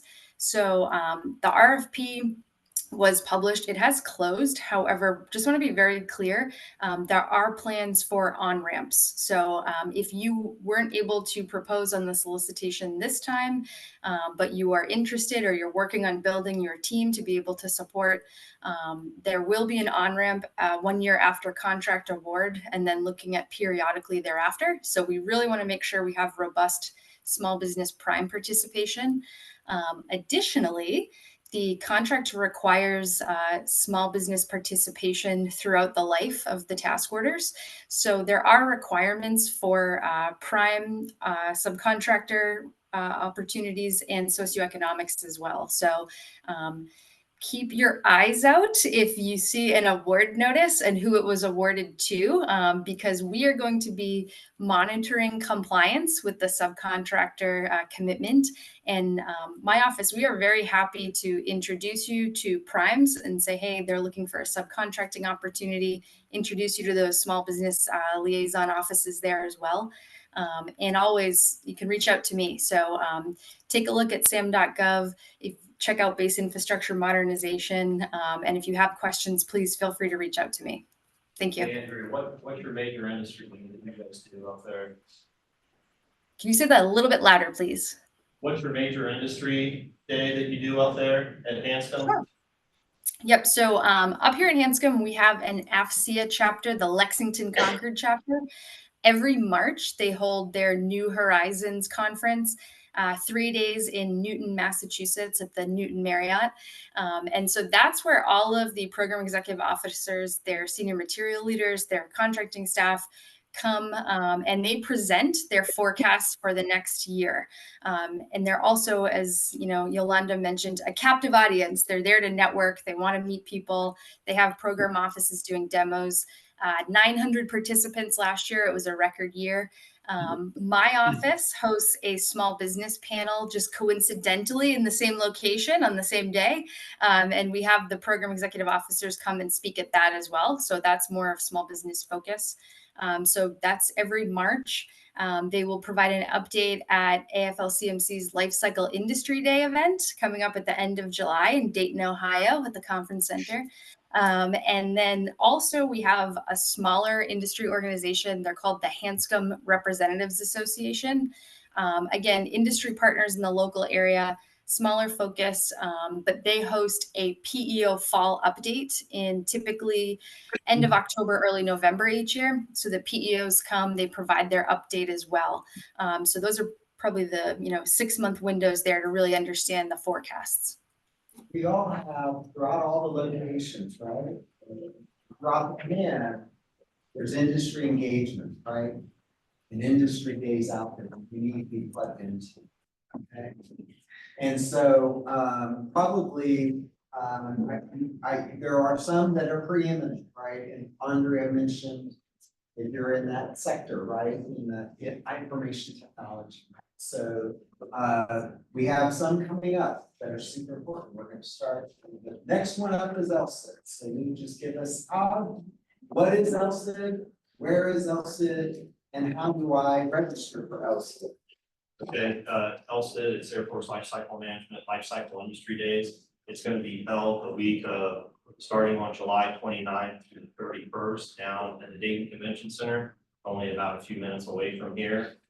So you can register it by going on the AFLCMC Small Business website, or just type in Google Life Cycle Industry Days. I believe registration closes July 12th, but I would sign up as soon as possible. Really excited about this year's Life Cycle Industry Days. You'll see everyone up on this panel, Life Cycle Industries, except Cindy. She turned me down again, unfortunately. But it's gonna be, you're gonna be a top, I think it is. So have some other things that she's doing. So, but we have 3 panels. The one panel is gonna be reducing barriers for small business entry for success. Small business director will be there. We'll have an other than small business panel, so your small business liaison officers with 9 companies, Boeing, Lockheed, Northrop, all those, General Atomics. And then you'll have the opportunity to sign up and schedule a one-on-one with their SPLOs on Tuesday if you'd like. Then our third panel is going to be the innovation leads that deal with that innovative technologies, the super sitters. They're going to have a panel there talking about opportunities and how to connect with them. Also, with Life Cycle Industry Days, you can sign up for meetings one-on-ones with the various small business directors and also the PEOs. We'll also have a small business area. We're going to have people such as, we're the Apex accelerators here. If you can stand up real quick, those ones, Wanda, Billy, where's Billy? Yeah, Apex. So you see Sharon, you see all of them around. So they're going to have an area there, Small Business Administration, Wright Brothers Institute, Apex, the PIA, GSA is going to have a small business representative there. Talk about you. DCA is going to be there, so you can stump them with a question. Entrepreneur Center is going to be there. I'm looking into somebody for CMMC. So we're going to have a lot of resource tables there, along with the small business professional being there. The other thing that's unique this year is we're going to have a PEO alley where you can go. The PEOs are going to set up tables and you can go through and talk to the various PEOs or program executive officers, the mission execution directorates. They're going to have an area where you can go and kind of talk to them and they'll network with you. So really excited about this event, the opportunities that it brings to us. And then they'll also talk about upcoming opportunities. So look on the agenda for Life Cycle Industry Days, a lot of great information out there.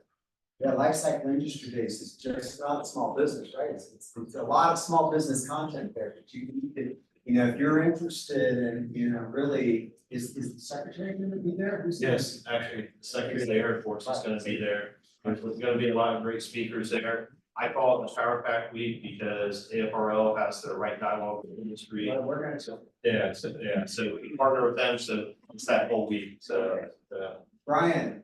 All right, so following else, it is going to be right dialogue with industry. And so again, as Luke mentioned, this is a great opportunity for you to hear more about AFRL. We're going to have every one of our AFRL technology directors there representing their mission space, having an opportunity for breakout sessions to further inform you opportunities, but more importantly, what they are doing with regards to the large priorities that are being pushed down on us from the Air Force. Maybe the operational imperatives and more of the great power competition. How are we aligning what we are doing, our work areas, our technology thrusts to support those big strategic drivers? But again, this is a great opportunity for you to attend those individual breakout sessions for each of the technology directorates and gain further insight as to where we're moving technology and what some of our priorities are. In addition to that, we're going to also have breakout sessions with small business and our strategic partnering organization. So we're going to have 3 one-hour opportunities to hear about what we're doing from a strategic partnering perspective, our collaborative partnering, I'll call it that, non-acquisition based type activities, but as well as our strategic partnering, our small business program as well. And so we have 3 one-hour opportunities to do that. And then we're also going to have an open session where I think it's about 2 to 3 hours where you can come in ad hoc and pick a time, pick an opportunity to meet with me or some of my other small business staff that I'll be there, as well as representation from our strategic partnering organization as well. Again, this is a great opportunity. If you're registering for LSIT, I'd strongly encourage you that since you're already here locally, please register for Right Dialogue with Industry, because you'll find the reason why we back-to-back these is because LSIT is laying out the strategic needs for where we're going as an Air Force. right dialogue with industry is looking at what are those research and development opportunities that we need to be focusing on in order to meet those strategic demand signals. So you'll see a lot of great continuity that flows from LSIP to WDI. But again, getting a great opportunity to gain further information, get yourselves known, make some contacts, and further have networking opportunities with others that are working. One thing great about when you do your search on LSIT or Life Cycle Industry Days or Right Dialogue with Industry, WDI, it's gonna ask you right there when you register, you want to register for both or just one? You can register for both. Now it does cost money, so you have to make that decision on whether it's, because there is a cost to it, but it could be valuable for you. You can register for both. Yes, sir. Well, just a quick comment. It's a great program. We got business out of it last year. We went to the first 2 days, not the last 3 of the labs. And with the labs, how do we expedite the US-Canada form we have to fill out for that? There's a form that has to be submitted to Battle Creek, Michigan, to attend those lab days.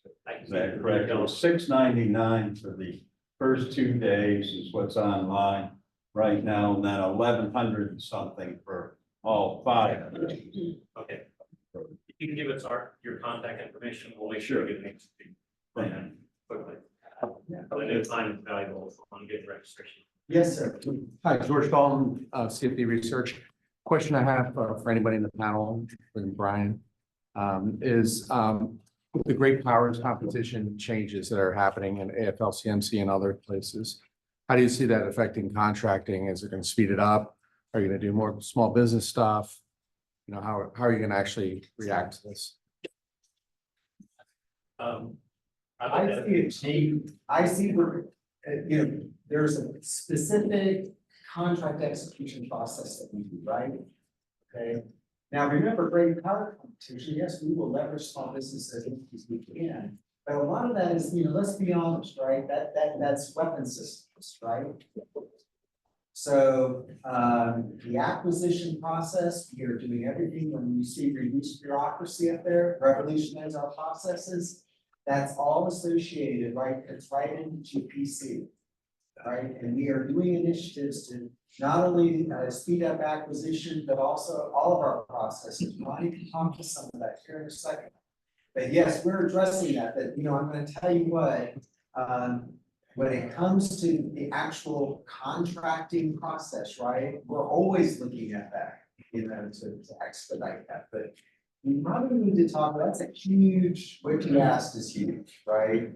And what I want to do is just table that for a second, okay? Because I want Ronnie to talk about Tinker and the Primes coming up. I'll talk about that too in a second. I didn't say that. Yeah. So Tinker and the Primes, it's a big event in Oklahoma City. It's in August, I think August 6th through 8th. It's an annual event. It's been for about 7 or 8 years. Typically have about 1,500 attendees. It's a several-day event, a great opportunity. When is it this year? August 6th through 8th. 6th through 8th. Yeah, and the name Tinker and the Prime. So it's a lot of our prime contractors there. We've got the Boeing, the Lockheed, Northrop. All the big companies are there with booths. A lot of our small businesses come and have booths as well. And it gives a lot of opportunity for them. During that time, they have business to business matchmaking. So it's not a government to business, it's the businesses have a day where they actually need to try to find opportunities for subcontracting to small business. So that's very, it's also government matchmaking with businesses. So we will meet directly with a lot of industry. We also have a lot of our program offices that come there, just like Luke has the PDOs. We have the supply chain management squadrons. We have the system program offices. We have the complexes, the development office in the complexes. They come and try to help make that connection for a lot of businesses that are like places that are here. This year, what's different, in my opinion, the event in the past, honestly, small business offices have not been very involved with that event in the past. But in the past 2 years since I've been there, I went to all these other events And I see that small business office has a bigger role than food does and also. So what I did this year is got a breakout room with about 150 people. And we're gonna do technology pitches to our primes, government engineers, program offices. So we picked about 12 SBIR phase 2 awardees. So we're gonna have them come and do like a 15-minute pitch to those offices.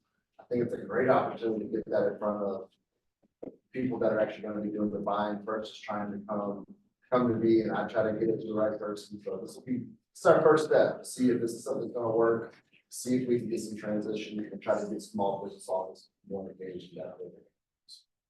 Okay, so, I know we have other events, but if you're in that sustainment, supply chain, market sector, you need to be connected to Tinker Enterprise, right?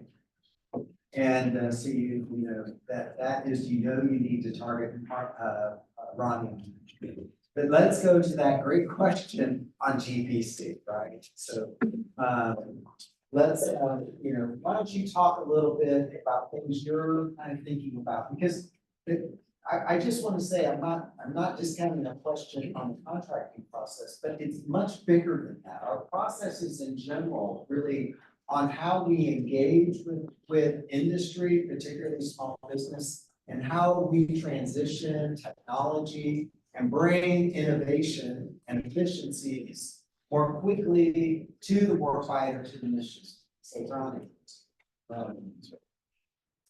So as far as what we're doing at Tinker, I don't know about some of the stuff you're talking about, but as far as with the great power competition, a lot of the reorganization that, in my opinion, the AFMC is doing about pre-optimization. Yeah. So it's about the horizontal integration of how we deliver capabilities to the warfighter. So again, I don't think necessarily going to change the contracting processes, but it might change the acquisition processes and the collaboration of engineers, the ITT teams, the test center, or the AFRL. Hopefully it's going to align us better to deliver capabilities to the warfighter. As far as the acquisition process, some of the things that we're trying to do is, for example, in supply chain, the big problem we have is, let's say you're a small business and you submit, say you can build a part for us.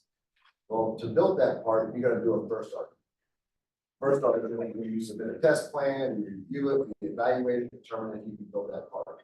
What we were doing is we were approving a small business piece for us, we award them the contract, and we get 8 months down the road to deliver the first article, and they would fail. So the supply chain, ever how long that took, we just backed up the supply chain that much further. And it frustrated our senior leadership, it frustrated our commanders in the Air Force, and it kind of gave them a bad taste. I mean, in my opinion, it made all the other good small businesses look bad. So what we try to do is, what can we do to help build our industrial base while at the same time protecting the government? So we actually utilize an exception to competition of the Industrial Mobilization Authority for items that we have on one source. We said, okay, let's not approve another small business, let them get certified when and then they can't deliver. If a small business gets certified, we'll do an industrial mobilization set aside. We'll do a JNA and give them sole source a fixed amount of business. Let's say the requirement's 100, we'll give them 20. That would allow them to work through that process, and the first article prove they can do it, while at the same time we have the incumbent on contracts to deliver. And if they are able to deliver, now we have 2 people that can be that. So that's the type of stuff we're doing. And as far as integrated power competition environment, what would we do? We have emergency acquisition authorities, we have flexibilities that we need to be preparing contracting workforce as well as program management workforce. If we do, we have to mobilize our economy, mobilize our nation. Okay, does anybody have anything else to say on that? Quick initiative on GPC. Let's not go in depth on real reorganization. Yeah, the only thing I would say on that, I mean, we are looking at all key points, procedures, we're looking strong at that to see what we can do to improve things, so we're ready to do that. I would say from an AFRL perspective, you know, the integrated development office that's underneath the integrated capabilities command is going to be the driver for reshaping our priorities and our investments from be within AFRL, because we're going to have to reshape, we're going to have to be delivering technology maturation faster through the integrated development office in order to meet the mission needs across the Air Force. So, you know, that's going to be bringing in a coupling of not only what we're doing inside the mission directives that are specific technology areas that meets those demand signals or those need areas that we get from the IDO, but also looking at how we start leveraging IR&D better than what we're doing today, how we start leveraging the collaborative partnering opportunities that we have, also how we start better leveraging the completed phase 2 zippers to get them in place to support the great power competition demand signals that we'll be getting. So those are some of the things that we are looking at as far as, you know, how we integrate with all that as an organization. We are actually going through all those discussions today. So will really reshape AFRL as it is today? Probably not, but there's going to be aspects of maybe offices and functions that we do inside AFRL that will be tightly coupled to the new integrated development office. So really command-wide, we're looking, right? And we're taking action to what we're calling optimizing. You know, we are optimizing for the great power competition. The world has changed, right? And we're responding to it. And so you're gonna see, you know, that there's gonna be some changes, but what we do, our mission is not changed. And we're just, yeah, I'm trying to make it very simple, is we are optimizing research in a way, organizing ourselves in a way to address that efficiently and effectively. So I'm going to move on really quick here, because I'm going to wrap this up, and I want to see any hands up. Okay, sir, go ahead. You're the first one. It's a little overwhelming with all the information that you've just talked about. Yeah. Including events. Yeah. How do we possibly, as a small business, find out where we should aim our resources? And I'll give you one specific example. All of you, I assume, need training and maintenance. Training for learning operations, training for maintenance tasks, for everything else. I'm sure there's opportunities. How do we find out the one or two that we should go talk to, and who really wants, who's not happy with what they've got, and they're really willing to hit something that's highly innovative and new, versus somebody that puts it out there and it's really sort of a, well, maybe it's better than what we've got. How do we wade through this information you just gave us? The same from an AFRL perspective, you know, I think one of the things I want to say here, just from the get-go on these, maybe one of the questions is, you see a representation of all the Air Force centers up here on this platform. And when they come to one of us and ask questions and see if your technology aligns, we're not only looking internally within our, but based upon our collaboration with you, we can identify, this really makes sense for it to be over at AFSC or Air Force IMCC or any other one of our centers. So we get you connected, but we really do operate very synergistically with one another, so that we're all here passionate about supporting you, leading you to the opportunity space that aligns with your technology or your service, right? And so one of the things we're trying to do with our website is be that, I don't want to say broker for everybody, but it has connective tissue where if you wanted to find out whether there's connective tissue with inside AFRL, it should give you that necessary information to help you up on that pathway. But if not, it should lead you to other locations where the work that you're identifying to present to the Air Force has possible alignments with some of our other centers. And so that's the evolution that we're trying to do to help support the small business community that wants to reach out to AFRL. It's not only just AFRL, but what other centers can we lead you to if it's not within our technology adversary? And I'd like to add that, you know, it is a lot of information, but please reach out to us. We can set up more one-on-one engagements. We're not all one-man shops. I have a team of people that for construction, medical, AAF services, advisory, professional services. We can sit down with you, go over this more in detail, give you links to help you make it more digestible. There is a lot, and kind of put you in the right direction. And just like Ryan said, if I can't help you, I have some other resources I can put you in the right direction. But it could be a really better information. Yeah, I would say, I mean, the Air Force Sustainment Center, yes, there are times. You can imagine it's an organization, 42,000 people, 26,000 location, hundreds of training officers. I don't know. I can't. So what I'm doing is, I have a strategic contract list. So that's what I always got to do. Okay. Do we see that we've done any trainings over this past 5 years? If I haven't, then I'm gonna say, it may not be a good fit, right? But if there are a few training contracts in there, we're gonna call it contracting officer. We're gonna say, who's your program manager that you're working with? So I'm kind of figured out with you. Well, I don't know every specific office within the Air Force. So that's how we do it. If you come to us, there's a lot of things that we already know, we research so many times, but with you, that's how we go through each specific thing with you, try to get them to the program manager. Then it's gonna be up to you at that point to demonstrate to that program manager that you're gonna provide a value that he needs to make a trade-off. Because like you were saying at the beginning, we have $80 billion, but we're broke. So if you want us to change to something you have, we're gonna have to get rid of something else that you're currently doing. So it can't just be a capability briefing and say you can contract, but I know that's not what you're doing. It has to be a trade-off at some point. We have to show that what you're doing has a better value. That will be determined through a source selection down the road. If you get an opportunity to get on one. Sometimes it's looking at the industry data, it's just, like training and simulation, as there is, and, what are the main industry days that are thinking about return on investment? Maybe there's another company or industry group where they, work on leads and things like that, that maybe you can join or help out, then it'll kind of help you. There's a lot of businesses out there in the country who kind of help you out with that, but definitely reach out to us and see what we can provide for you. Cindy, you were gonna say something? Yeah, I was just gonna say that, we all, we collaborate with each other, but also at our bases, we have other opportunities as well. Like at Edwards, we have NASA on site as a tenant.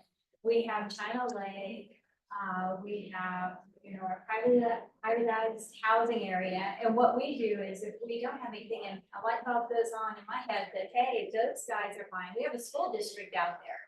They do plumbing and they do those kinds of things. And so if we can get you out there on, on site and then word of mouth between program managers and that you're getting your past performance, it all just helps to grow you. So it's just, different opportunities.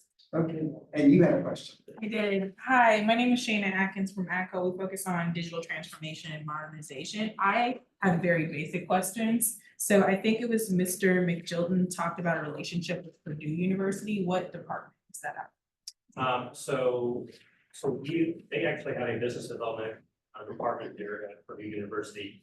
Okay. You go out on afresearchlab.com. Okay. And you'll see connecting with us. There's opportunities there to partner through the Midwest Regional Network. Okay. They will have all the connection and information there. Ms. Stacy Manning. Okay. Is the POC at Purdue University. That is our partner director that helps on the network with us. And Mr. Eric Mann. Okay. Dr. Eric Mann is the AFRL POC that is supporting that also from a connection and engagement perspective. Okay, and then my second very quick is that I believe it was Andrea and Miss McCain who shared their emails in the chat. So for us that are in real life, it's in the brochure. Oh, it's in this office directory? No, the other one that's underneath it. Okay, that's fine. Look Okay. at that one, you'll have All right, perfect. Thank you so much. Go to our websites, to the Air Force Lifecycle Management. And we'll find it. This is website, on the left-hand side, you can see the location. Eglin, Hanson, this like you just on, click on that, and you can pull up or. All right, perfect. Thank you so much. Yeah, and everybody's gonna get that brochure, and open up that brochure. Uh-huh. I'm doing this for everybody, you're gonna be the test. Okay, right there, I'm looking on, so is everybody look on the left-hand side, it's all the centers. I want you to look down there and you're gonna see, I think it's on, don't look at that, you're gonna see Air Force Life Cycle Management Center, you know, those centers on the, on your left. Right Yeah. there, you're gonna see Luke's contact information, you see that? Yes, I do. Thank you. And you're gonna see underneath that Yolanda and everyone else. All right, okay? thank you so much. That's electronically out there. You're all gonna get it, some of you got it, and yes, Lisa. Can I just add one thing? So I know you talked about all the various events and there are a lot of events. So if you find Mr. Hobbs or me on that link on our website, we do have in the customer engagement guide, there is a page that has all the events that are held annually. I mean, it's like, I'm gonna tell you all, I totally agree with you. This is avalanche level, Yeah. okay? Okay, it's avalanche level, and I'm gonna tell you what. You're gonna have to, you just gotta like start engaging with us. Yeah. Because if you came and talked to me about, you know, number one, I'm gonna say, with any of you, I'm gonna say, you know, you need to find out who's buying what you're selling. So basically, you need to like probably engage with Great Tech's Accelerator and help run a report out of SAM on who buys what you sell. But then I'm also gonna tell you, hey, why don't you come to our 25 July flyer, because we're gonna have two of the experts in having to identify how to do those runs. That's David Oaks and the Burrow. They're gonna talk about that. So how to identify who you're buying what you're selling. Okay, so, but you know, as you start talking to us, right, we're gonna start thinking, if you're in simulators and training, we're gonna say, you know, you probably should be involved with this thing. But that's something you should be finding too. And you're, you know, that's also, that's major industry, right? And so basically, we're gonna help you do that because we recognize it's overwhelming. It's overwhelming to us, okay? So we know it's overwhelming. Saying, either you have a question. Yeah. Real quickly, I mentioned earlier that we have reviewed every year that gave a lot of POC information and other information on the AFRL. Please don't fret, if you didn't get the information I just spelled out here verbally, it's all available to everybody who registered, okay, so you'll get copies online. Yeah. Hi, Sagita from GE, from Gotara. Yeah.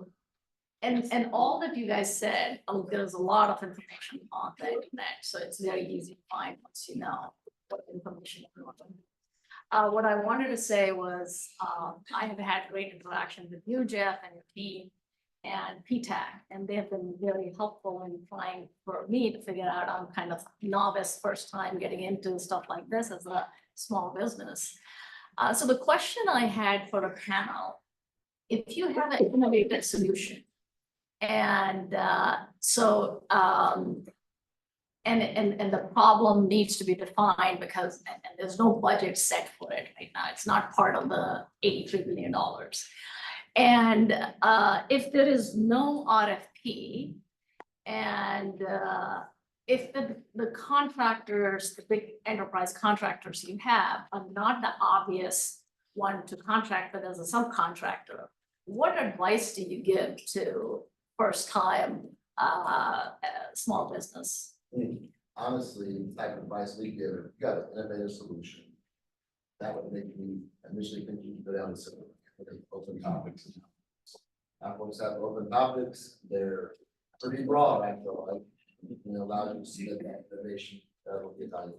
So this is on the website called Open Topics. I'll let. So if you go out to appbooks.com, there'll be two different types of topics. There's open topics, which are just bringing in a broad spectrum of technologies and ideas to see if there's continuity with Air Force needs. Then there's specific topics. Specific topics are more oriented around Air Force specific needs or AFRL specific needs. So you're going to have, it's going to be more technically oriented in a very specific area. And so those are the two different topics. What Ronnie's talking about, you know, an opportunity to solicit that idea or that capability would be maybe through another topic, because again, trying to figure out where there might be some connective tissue of interest in this that could give me an opportunity to do a feasibility study through a phase one that could potentially lead to a phase two award, you know, with that Air Force organization. I would say, you know, again, outside of cyber it's again, engaging with us, okay, because we have that connective tissue. Sometimes it's not a technology requirement that we have out there currently today, or that's already awarded. There may be internal discussions that we're part of, or we know there's other movements that are happening within the enterprise that we could leverage and benefit from a solution that you all have that may not just be something that we're actually out there buying yet, but we are in the preparation to early discussions. It's a great opportunity for us to get you introduced. Again, it's about building the relationship, getting you known, and helping you know us better. Yeah, we'll share it with the Center contact for AFLCMC Patrick Tyler, but we'll look over at the Senate. We have various innovation needs, so we have that innovation needs panel. So we'll share it with them too and have them push it throughout their innovation needs and technical people. And also add, don't get just focused on SIPR. That's only 3% approximately of the grant. There's lots of other innovation organizations out there in the government. One I would recommend you really go to is DIU, Defense Innovation Unit. That website gives you a really good foundation, all the innovation organizations out there. They have a really cool tool that shows you how all those innovation organizations connect across the DoD. And then AFRL's on there, it'll be aligned to AFRL to Purdue, AFRL to Cornell. It shows that ecosystem. And honestly, that's what I utilize when I'm trying to find, hey, somebody just called me with this new handheld scanner, where should I go? We utilize the same type of information to type of research. Another one I would recommend is NCMS, National Center for Manufacturing Sciences. They have this program called CTMA, Commercial Technologies and Business Activities. They transition commercial technologies fast. They help the DoD do that. So there's a ton of innovation organizations out there. SIPR's a great one, but do that research with DIU on what opportunities across the DoD. Yeah, I have a question in the back. Sir, could you say a little louder one more time for us in the back? The place to go? Which part? So you said go to this manual. DIU and then the second one. Okay, so I'll go to DIU, Defense Innovation Unit, that main website. And then NCMS, National Center for Manufacturing Sciences. They have a program called Commercial Technology for Maintenance Activities. And they help transition technologies. They have a cooperative agreement. And that cooperative agreement allows them to, if the government identifies the technology they want, they can do it in 15 days. And it's a really cool process. And I wanted to, Anita, I just want to get you prepped because I want to ask you that. I wanted you to talk about some of the things that are going on at Eglin there. I know that there's been some huge successes with small business. And I just wanted you to talk about that. Okay. All right. So we've had several things happening with small businesses at Eglin. I can just go down each of the centers and tell you a little bit about what we do. For Air Force Test Center in our base operations support side, we do annually, we do a 2-day event that we call Construction Pitch Days.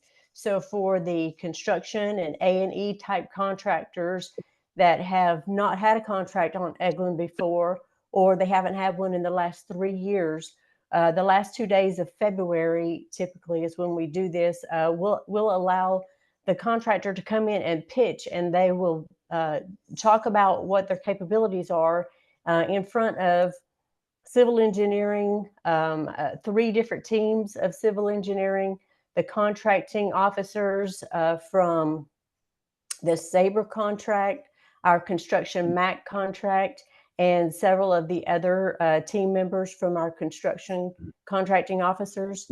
And then the small business office is also there. And then we also have industry days throughout the year, depending on what the contract is that's being written. Recently, also in AFTC, we awarded a multiple award contract for testing and I was going to say test and engineering testing.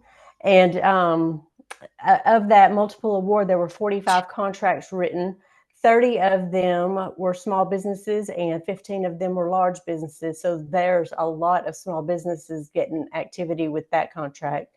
On the AFRL side, we have a sister agency to WBI, and that's called the Doolittle Institute. They're right outside the gate in Niceville, Florida.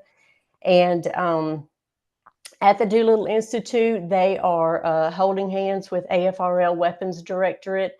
They do events monthly, things like speak to the director or talk to the director, ask me anything, various industry type days. We have our own special steel that is used to build our weapons here. It's called Eglin Steel. And someone created that, a small business created that recipe for that steel. And those are the kinds of things that happen over at the Doolittle Institute. And then in Air Force Lifecycle Management Center, we have a large IDIQ that we affectionately call EWAC, Eglin Wide Agile Acquisition Contract. It has 175 different contractors on it. A majority of those are small businesses. This is an opportunity for small businesses to help us bring our weapon systems into this century. Sometimes when you have a B-52 that is carrying your weapon, usually they're speaking in analog terms. So we're trying to bring everything into the digital age. And those small businesses on the EWAC contract are really helping us do that with innovative ideas. When it comes to the new weapon center, we don't get too much activity as far as small business events, but just recently they did contact me asking for some advice on helping them out with a piece of weapon system, and they did award that to a small business. That was refreshing to see.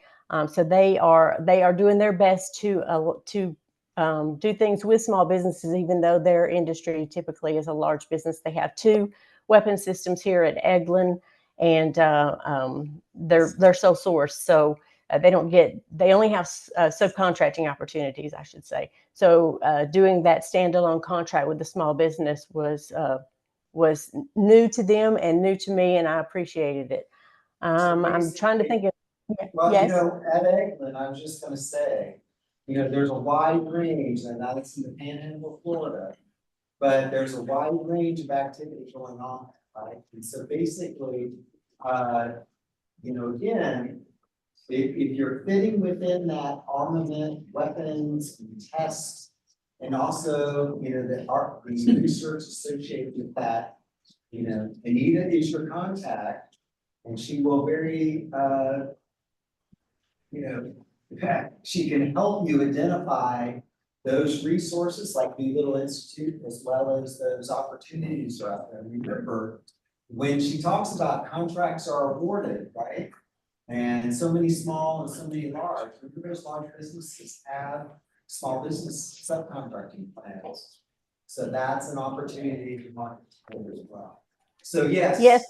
I just wanted to add also that on our website, we do have a list of contracts. On the left side of the website, you'll see the base support contracts list. And to answer the gentleman's question, like the first question we got for the day, he wanted to know if it was all types of contracts or just recurring contracts. So our list is just recurring contracts. So if you wanted to know what we were buying at Eglin on a recurring basis, you can go to that list and see the nickname of the contract, like we'll say demolition of concrete targets. So the name of the contract, the current contractor that holds it, the amount of that current contract, the expiration date, the contract number, and whether or not it was a small business set aside. And the list is written in order of like your initial supplies and services, roads and commodes. And then it goes down into our larger services from AFTC, test and evaluation side. And then for the research lab, I tried to add a lot of our CIBR contracts on there. I know those aren't necessarily recurring, but our BAA is out there on a recurring basis. And I wanted the public to know how much we were actually spending with small businesses on that BAA. What's the And BAA? then What's the BAA? broad area announcement. It's like a solicitation that has certain topics on there. I believe there are 21 topics on this one, and they just write contracts off of that on a regular basis. Okay, so I've seen contracts. Yes. No, I'm saying lots of resources. There's a hand up back Yeah, here. well, I've got a question. Okay, ask it. Okay. So I'm Jeff Perry from AFC Tool here in Dayton. I'm already a supplier, DoD supplier. One of the things that I ask about, I hear you guys are spending billions on additive. You have hundreds of thousands of obsolete part numbers that are made out of unattainium, obsolete material. Where I see the hole right now is from me being a small business, being able to say, I can make this part for you if we can make it out of this. Today, if I'm not a large prime, I'll never get that to happen. Are you working on that part of the problem? Absolutely. That's one of the biggest challenges we are facing right now. For example, you went to Tinker Air Force Base right now and you said, how many active manufactured parts are flying on airplanes that are flight critical? Is that right? We 3D printed ashtrays and brackets and all these little things on the old airplanes, but it has not progressed for those flight critical safety items. And that's what we've been working on this year. We have an effort called 24. They're identifying 24 flight critical items that we are going to define, additively manufacture and certify. So they are, our Air Force Sustainment Center Engineering Directorate is leading that, Ms. Mary Beth Radke. They are developing that process for how we're going to certify these additively manufactured parts within the Air Force, so at our React labs. And hopefully that'll allow us to give you certification criteria for how you can additively manufacture a part for us. Yeah, in the sustainment office, they're working closely, well, if you remember, the AFSC tech summit that you had, so they're working with the rapid sustainment office. So the rapid sustainment office, which eventually will be combat readiness, they're working on cross-cutting, platforms, solutions with that, additive manufacturing, things like that. So they're working closely with the PEO on that. They're also working with the big state with the engineering, and also AFLCMC engineering to look at various materials that may be able to replace the materials that they've used before. So that's a big initiative that I know AFSC is working. They're working with the Georgia Tech Institute, and the EPA with Georgia Tech. We're trying the education partnership agreement. We do a lot of those with our universities throughout the country, especially for research and development. But the core problem with some of the additive finding material characteristics is how do we test them? How do we determine the reliability? How long are they gonna last? Which things I know you already probably know way more about than me. I just been in all the meetings. I know about that. But recognize it's a problem. Nobody's been able to crack the code, but all the way from a 3-star general to our brigadier general, that's their priority this year. So they are working and pushing that, trying to do that to help the industry successful. Brian has something to say on this. So what Ronnie and Luke have been talking about also is a lot of the research work that's going into advanced additive manufacturing is being conducted in AFRL. So I mentioned earlier that we have a materials directorate located right here, right Patterson Air Force Base. And part of the materials directorate is a division called Advanced Manufacturing. Dr. Charles Ormsby, and please get with me afterwards to give you point information.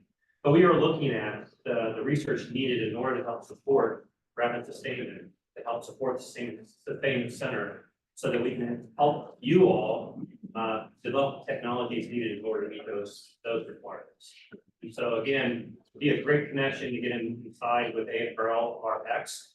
to better understand where we're going with regards to what we're seeing from a research and development perspective, to possibly help you maybe realign maybe some of the work in the process that you're doing internally to better meet what we're trying to serve for the greater Air Force. Okay, I'm gonna take a moment here and ask, do we have any questions on We have a lot of them. let's pick one. I want to random select, or I want to make sure the online folks are participating. I was gonna like just send it out. Good answer. I wanted to ask. Well, let me, hang on. Okay, so basically, folks, because I'm gonna get ready here to like, if there's not, I'm gonna bring this to a close and we're gonna just go into networking, okay? But so I'm wanting to like, but I'm wanting to give everybody, I see a question, yes. So kind of a complicated question, but bridging on what the gentleman up front said with all the wealth of information, there's a lot of conferences coming up, a lot. And I know that, you know, each group runs different conferences, but if you could give advice to small businesses on, hey, if there's one you go to or how we pick, I mean, there's Life Cycle 100 Days, there's Ray Dodd with Industry, there's just so many different. What we different need to kinds. know is what you do. Okay, so basically and you can, and I'm gonna answer this for all of us. Okay. Basically, you can engage with any of us. And we would help you define probably where you should target. We're not gonna tell you whether you should or not, because many cost money, right? They're costly, they're a small business, you have to make that decision. But we will help you say, okay, well, you know, you are, if you're doing something in, you know, I do, you know, I can produce parts or do some reverse engineering that, you know, and I've got some special tools. I'm just saying, you know, you probably should be talking to Ronnie and considering Tinker and the Primes. You know, that's what I'm gonna be saying to you. Now, if you're saying you're doing something with, you know, you know, I've got this stuff and, you know, I'm pursuing, artificial intelligence that ultimately is gonna be, you know, used for, I think it probably will be used on, for drones and I'm gonna start talking, well, you know, that sounds like right dialogue with industry and life cycle industry days. And I'm gonna start connecting, you know, so engaging with any of us, we can help you navigate that, because there is a lot, you know, out there. We are seeing a huge increase in the number of participants registrants in the industry days now, because there's a little lower or low with like COVID, and now it's really increasing. We're taking a lot of the input for life cycle industry days, like CEO Alley. Our biggest thing is like, you guys need to talk about requirements. You need to be at the network. You guys really want to meet with requirements over. So that's kind of what we've really been pushing on that. But you know, like We did have another question out here. Yes, sir. I got you. I remember you. Yes, sir, Doug. My name's Yusuf Boyer with the 90 Day Enterprise. Can you project? My name's Yusuf Boyer with the 90 Day Enterprises, and thank you for all the information you guys are giving us today. I feel like our company is going to be working for the government in the next year. But I want to know from maybe one of your panels members can tell us what was their personal experience with like a collider like this, that they met someone and actually took them from the door to the factory. Now they're working for the United States government. I think, you know, from an AFRL perspective, we've had a lot of success in being part of colliders, actually being part, going out to events, briefing events, making those connections. Oftentimes, you know, there's a lot of unawareness or misunderstanding of cyber centers, so it's not for us to engage on that.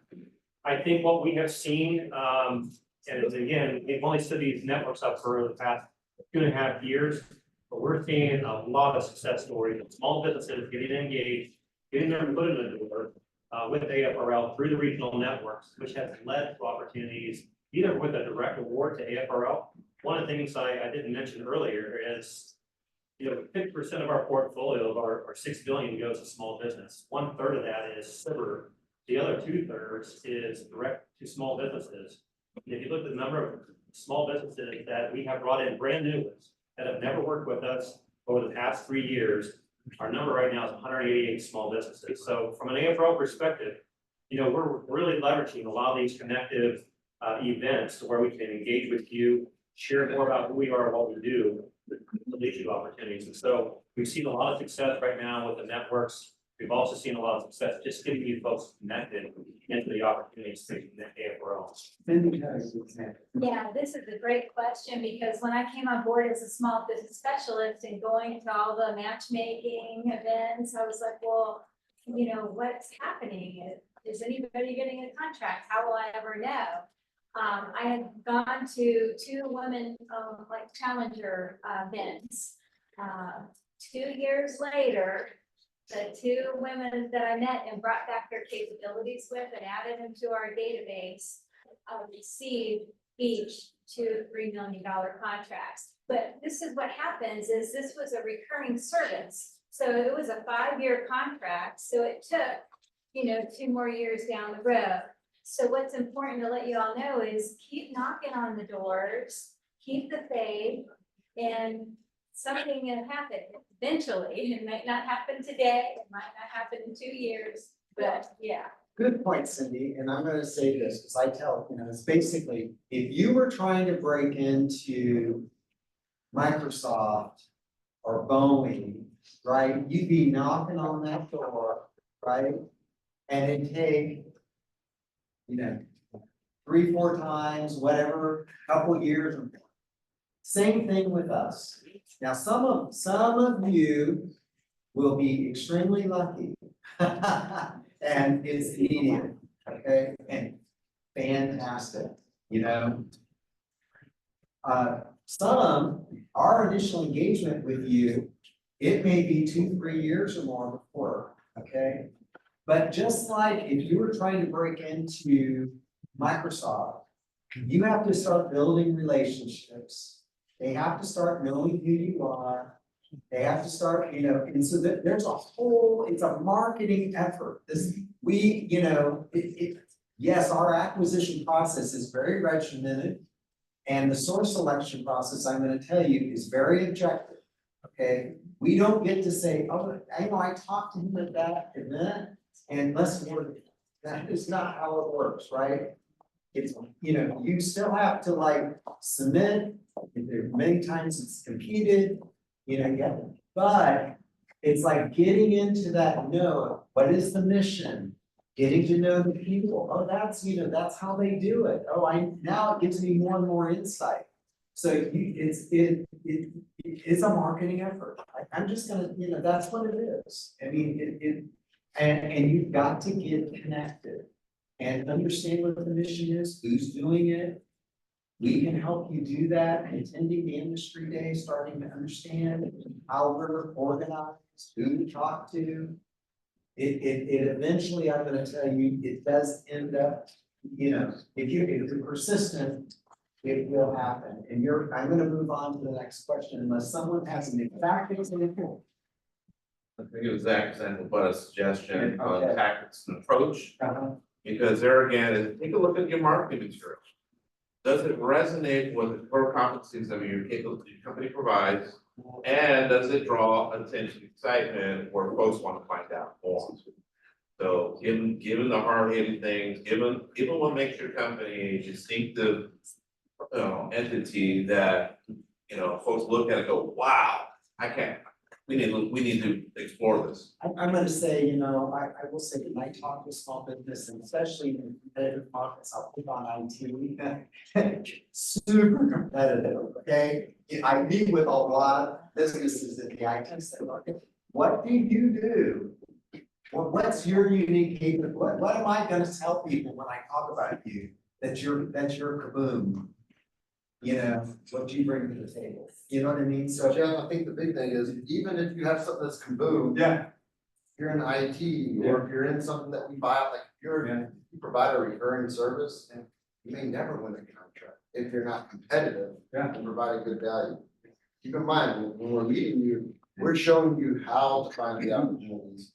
Can't guarantee you're going to. Unless you're. Exactly.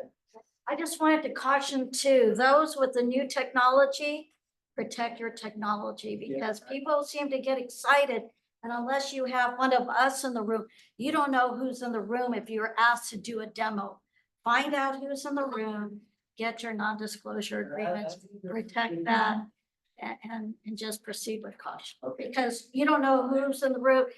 The scientists, the engineers, they all get excited. They might have somebody from another company there and, you know. It's a good point. Protect. I'm gonna tell you what, we talk a lot about cyber, we talk about, all of that. Basically know that there are entities out there, they're after your intellectual property, right? Protect it. I have to go to your question because you've had your hand up like 3 or 4 times. And I'm not listening. Don't worry, I won't take it personally. Nicole Radovich, I'm with a company called Near Space Labs. We do high resolution aerial imaging and hyperspectral sensing with stratospheric balloons. That was a lot. My question is actually very basic. So before I came to the Collider, my understanding of getting into the DoD or Air Force specifically was the SBIR approach. Today, it sounds like that's only a third of what actually wins and what gets funded. So I'm curious for anybody who wants to answer. I've heard RFI, RFP approach, the SBIR approach, and then this collaboration, which was new to me. I'd love to know the main difference between the three, but more specifically, what's your recommendation for technology PFR level for those routes, right? Are the RFPs, you need to have it ready to go? Is there opportunity for some technology development?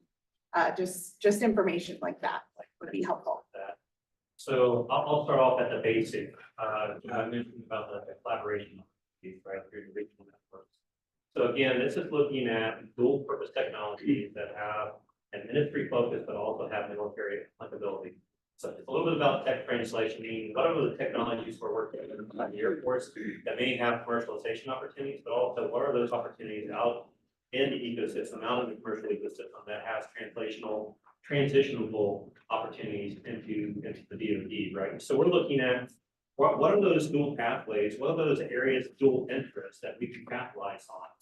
And so from a collaboration perspective, you're going to be looking at this to be more of a risk reduction opportunity to collaborate with AFRL. And I'd say the TRL levels that we're looking at, technology readiness levels, would be anywhere between the areas of 1 and 3. Okay. Your next step of evolution could be maybe a sitter, or it could be a direct award into AFRL. Anita mentioned a little bit earlier about BAAs, broad agency announcements. So these are opportunities that every one of our technology directorates inside AFRL, with what you talked about, with your area of focus, it's going to be more along the lines of our AFRL Sensors Directorate, but our AFRL Sensors Directorate, which has a specific DODAC associated with it, which you'll have in the briefing materials that should be sent to your email. We'll get you aligned to specific areas of interest and those spectral areas that you're researching or providing services to. But each of those are really trying to monopolize on elevating, amplifying, or increasing the TRL level. So your SBIR is really, again, it's investigative research, all right, and innovation research to take the technology maybe from a very immature state and bring it up to a little bit more mature level. That's really what our specific topics are looking at. And you could be looking at anywhere between a TRL level, probably 2 to maybe 6 possibly, but I'd say for 5 is probably the top area. Our BAAs are going to be looking at that same level, but with more specific focus to Air Force alignment to a customer need. So again, if you're looking at the evolution or maybe a pathway to get in, if you're brand new and you just want to get in and get better understanding and get yourself known and better understand how your technology aligns to AFRL interest areas or other government organizations, the regional network would be a great place to start. But again, it doesn't mean that the SBIR program is not a great place to start either. That is another pathway to get brand new small businesses. Again, if I go back and I look at how many brand new small businesses were brought into the SBIR program last year, over 700. So again, it's looking at what are you able to do, what's new technology that you're looking at, how do we get those into the Air Force environment for them to be looked at, to be considered for future phase 2 opportunities. But again, those are the 3 pathways I would say are further defined. So to add to that, we're talking about responding to RFIs. While this research and development, this kind of technology piece is going on here, the rest of the big machine's going, right? We do 13,000 contracts a year, spend $15 billion. So in the research and technology stuff, it's a small percentage of that. So that's all going to come out through SAM.gov, RFI. So while you're looking at the research and development piece, have your eye on those organizations that you think may relate to your type of capability, see what they're buying. Potentially they're buying a product that could benefit from your hyperspectral sensing technology, whatever. But yeah, so look at what we're buying that could benefit from it. See if something's related, but that's when you respond to the RFIs. Maybe you respond to the RFI and say, hey, I have this capability. That's something they never even know about it. RFI means request for information. Yeah. RFP is request for proposal. So an RFI is just that. It's requesting information. That's it. I'd like to make a statement, not a question, Jeff, but I don't know, I'd like to talk about the ecosystem here in the community for the new people. So I came into the business in 2008 and I didn't know anybody and I didn't know IT. I didn't know defense contracting and I couldn't spell RFP. And but this company hired me anyways. And they were in DC and I worked from here. And so those of you that want to break into this space, like I encourage you to just be persistent. And you definitely want to know these people, but you want to know a lot of other people. And you're gonna have to attend a lot of events and eat overcooked chicken and watch a lot of PowerPoint. And Sam doesn't tell you the whole story behind the story. So you gotta build trust with people. And the only way to trust is to show up and become part of the fabric of the community. And there's a lot of stuff you'll do that you question why you went and did it, but you don't know until you go there and do it. And then other stuff you'll leave with a ton of information. So it's kind of like saying what Jeff was saying in a different way. It's business and you got to market yourself and you just got to get involved. And it's you're not going to look at Sam, and I'll be shocked if you ever just bid something on Sam and won it. Maybe you do, but it hasn't been my experience. So there's a few dozen ways to involve yourself. There's a local AFCA chapter, there's Dayton Defense, there's EEMG, there's Women in Defense. There's a bunch of professional associations for this space here. Just get involved. I appreciate you bringing that up. Yeah. Because basically, that's how you build your network. That's what we call this event today, is called building your network. And basically, you need to build your network internally with us, but there's an external network out there, right? And it's your I'll steal what Lockheed and Boeing and the rest of the big guys refer to themselves as competitors. But it's your competitors out there that, you know, basically you can form partnerships with, right? And then you go for something together. Or many times, I'm gonna say that, there's a really strong network, and I'm just gonna say it because I've been exposed to it, and I don't mean the others don't, I'm just gonna use an example. Strong network of women-owned small businesses out there, right? And they say, you know what, we share with each other. When I'm bidding on something and I know, her firm does the same thing, I share it because I want us both to submit so that we can potentially get a woman-owned small business set aside, right? And so basically, or, I'm knowing so-and-so, I'm trying to go for this requirement. And basically, boy, I do everything there except this.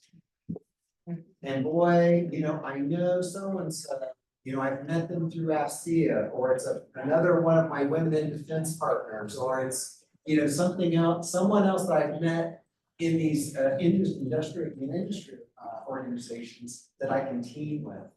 So it's super important, so thank you, David, because that was a good email that he sent me.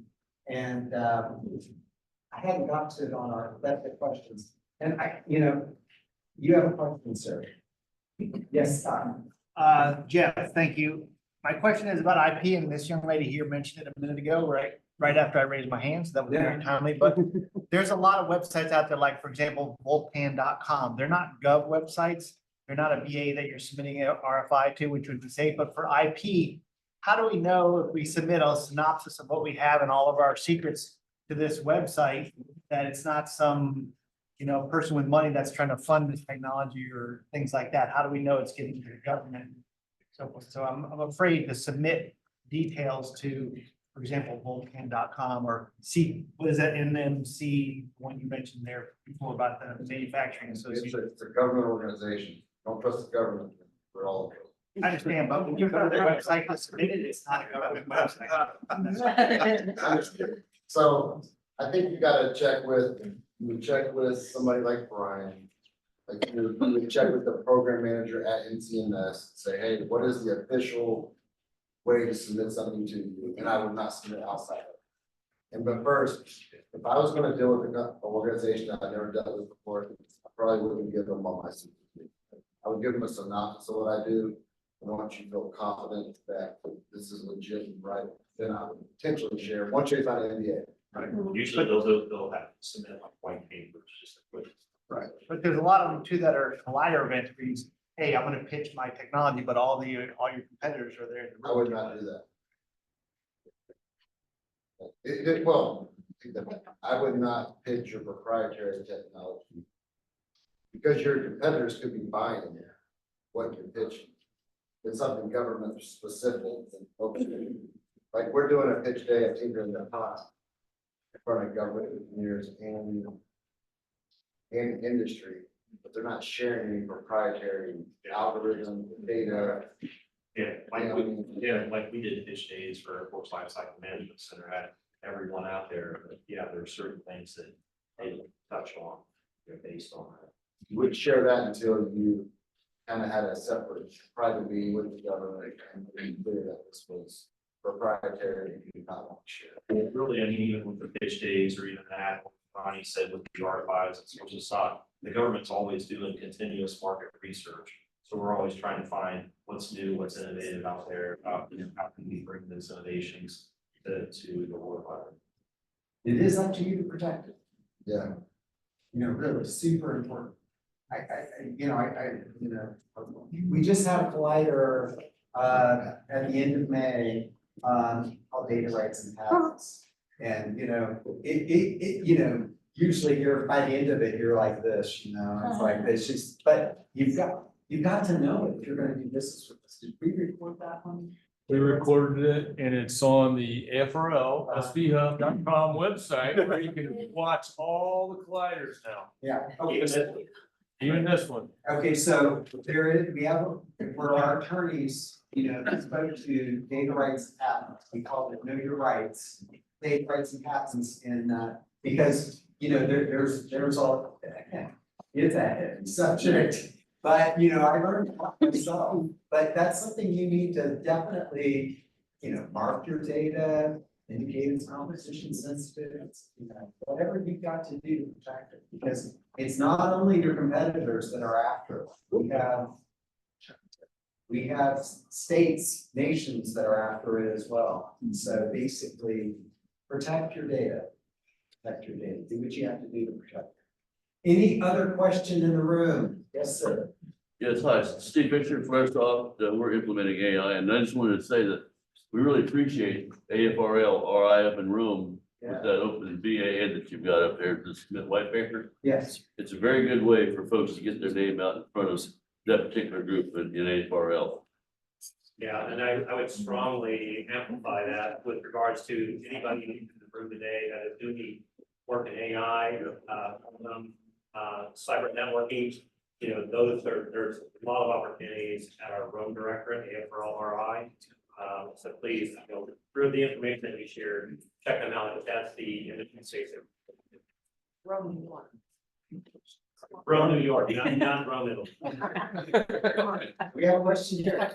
So, how willing are people that you're potentially working with to sign NDAs? I come from the tech sector, and if you get in front of VCs, they say, we don't sign them because we see so many things that we don't know what we're gonna see and we can't rule out. Is it kind of a similar situation as you're interfacing with people? Internally with us. How willing are they to sign NDAs? Is that kind of hell to get over? I haven't really seen any Well, I sure. haven't seen any concerns or issues with that with the AFRL. Okay. Now, that's just from what I've seen for, that has never come up as being a problem here. Yeah, the different source selections. And that, yeah, it's not, disclosure. So. I would say what I've seen is, by the time they come to the government, they either A, got a utility patent, to start down that process, or they share just enough. They'll say it's one that's proprietary on a brief. They don't give us enough information that we should. That can all happen. You got a bunch of government leaders that said we can do that ourselves. But if you got a patent on it or something, okay. So like you said at the beginning, check your data, make sure you have one. Don't just come up with a good idea in your head and leave it out. Like make sure you protect it. And I will say, It's what you. yeah, very good point. Typically, if you're bringing a capability to us, we're not, especially if you're entering through us, we're not technical, except for Ryan, okay? He may understand some of the engineering, I just pretend like I'm a systems engineer. And, I think everything's great. So basically, you don't need to give your secret sauce to us. You know what I mean? When you're entering through, when you start talking maybe to the technical folks, whatever, and you're submitting, let's say, our thing, if it's technical, I'm starting to steer you towards submitting on SBIR, Small Business Innovative Research, and that is we're protecting that, right? And and in that, as we went over at the fighter, those rights remain for 20 years. So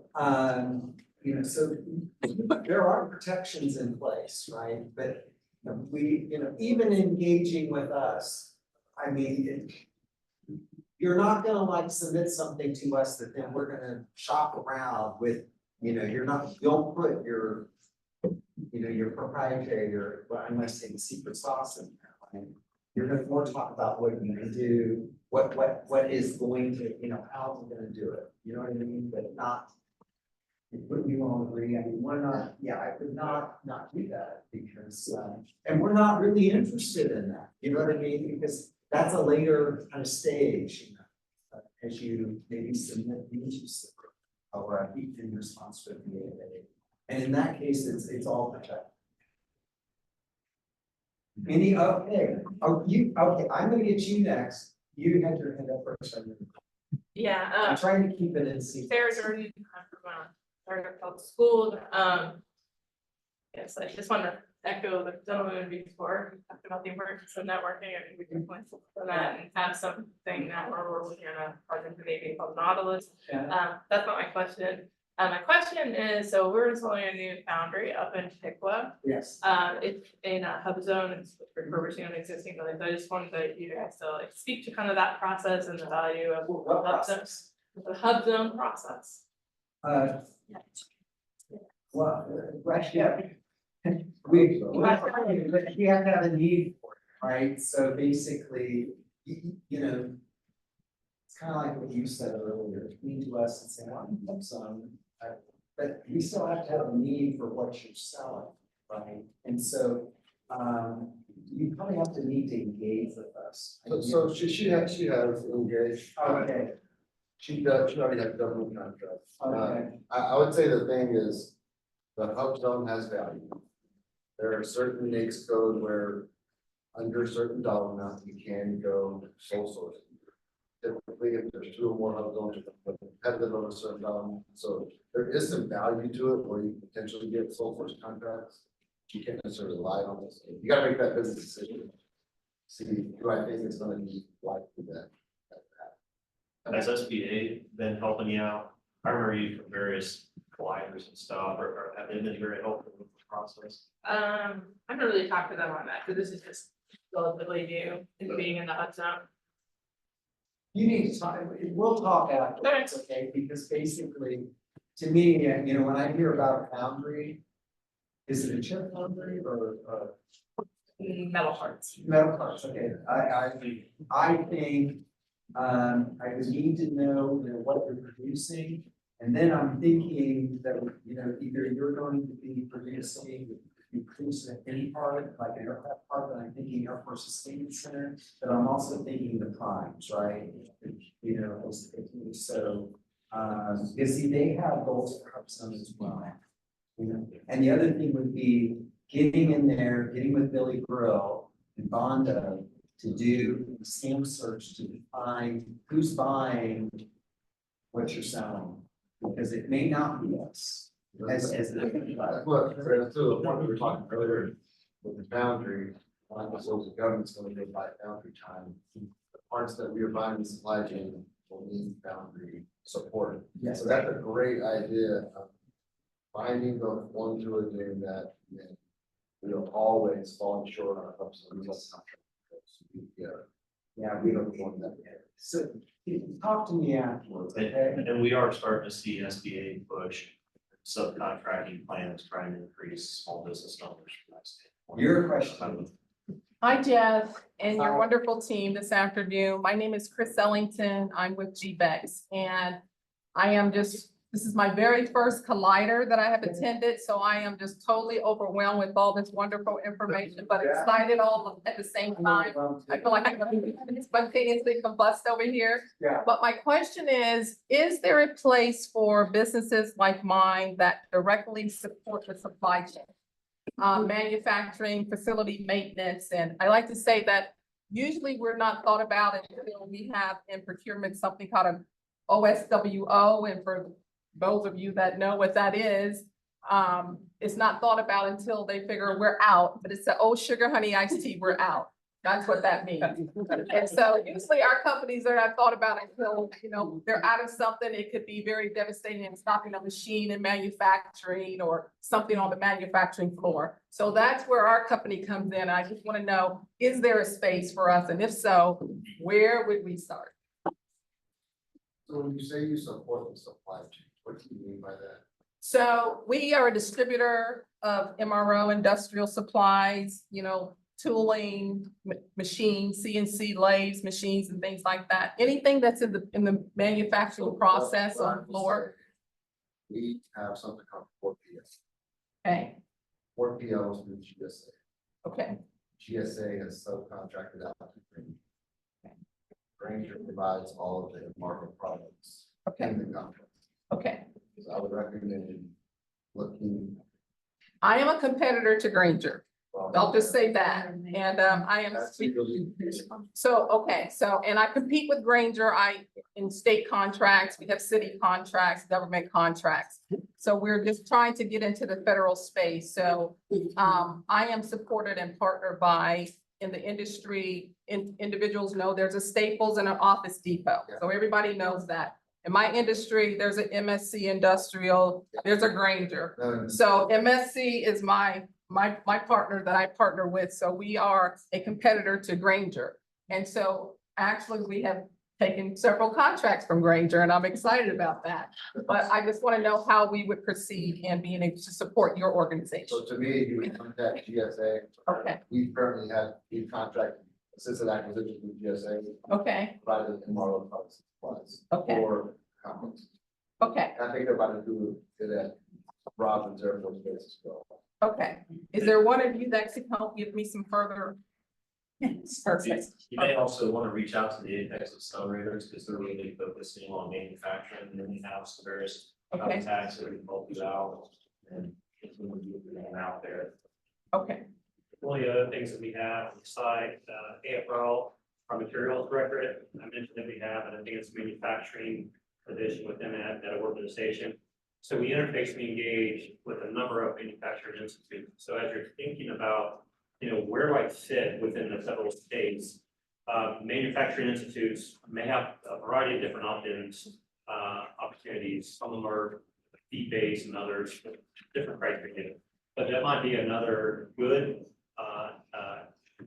area of engagement for you as well to look at where maybe there are some pathways through the institutes that are supporting not only the AFRL, but for the Air Force and DoD as well. So that is also located out on our website. Stand up, sir, in the back. Thank you. Okay, so we're gonna stop here in 6 minutes.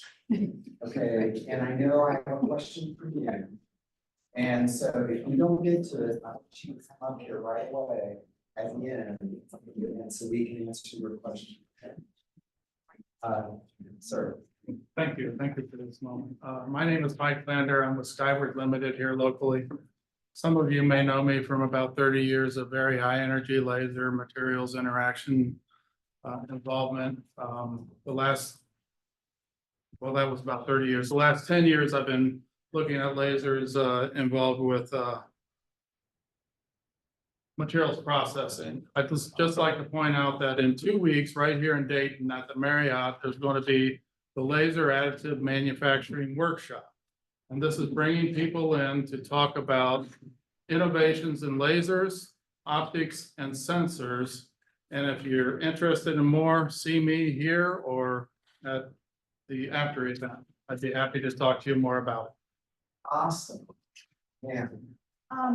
So I see a lot of RFIs you guys put out there on eBay and RFIs on eBay, eBay. Yeah, you've done a lot of RFIs.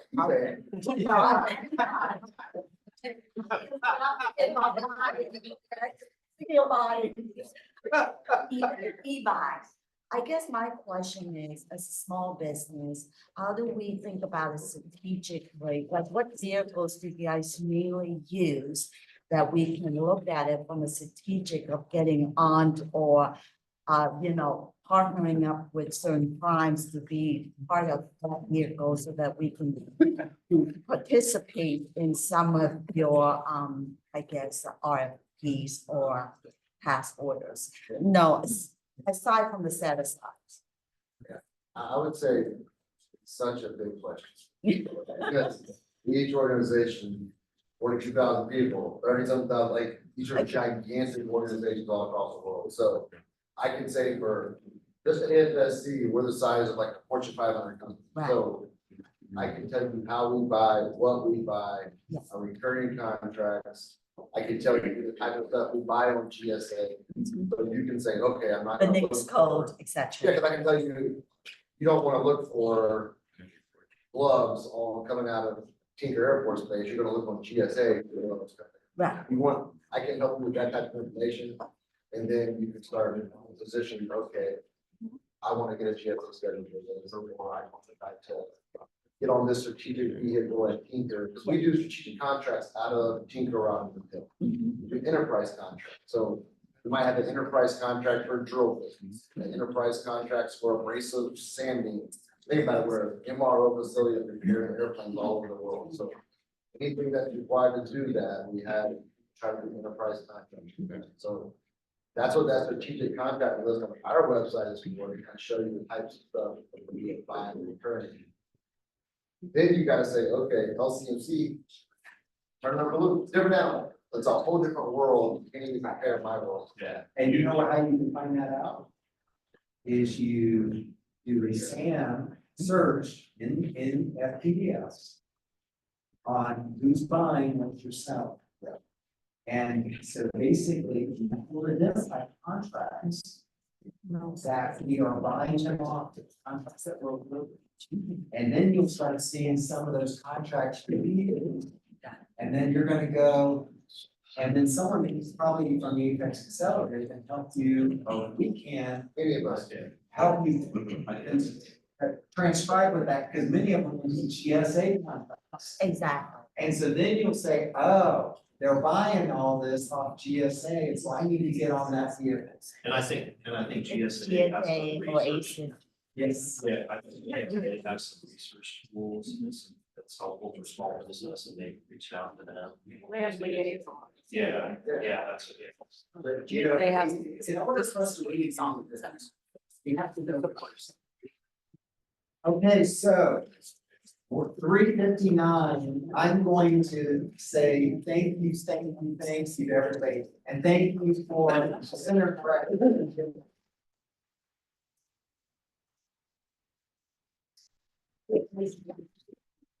We're gonna be available to talk to you and answer your questions, But remember, if you don't get this, you're gonna get our input. Okay, over now, thank you.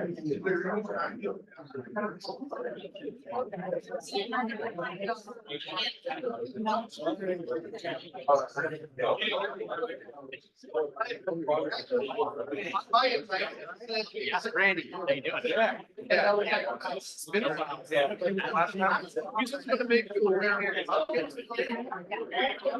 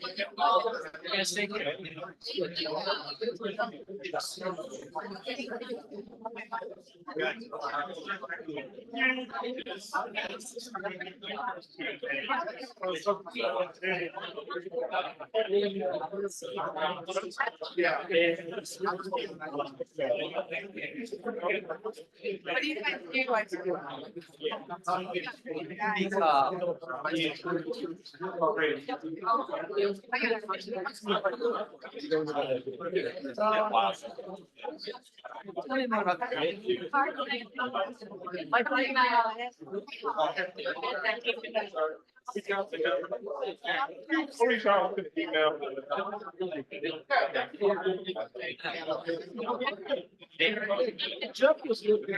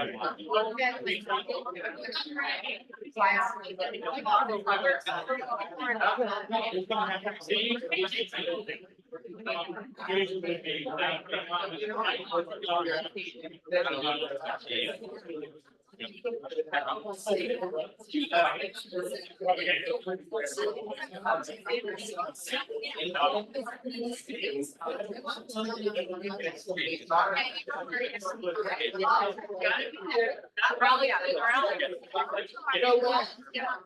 it.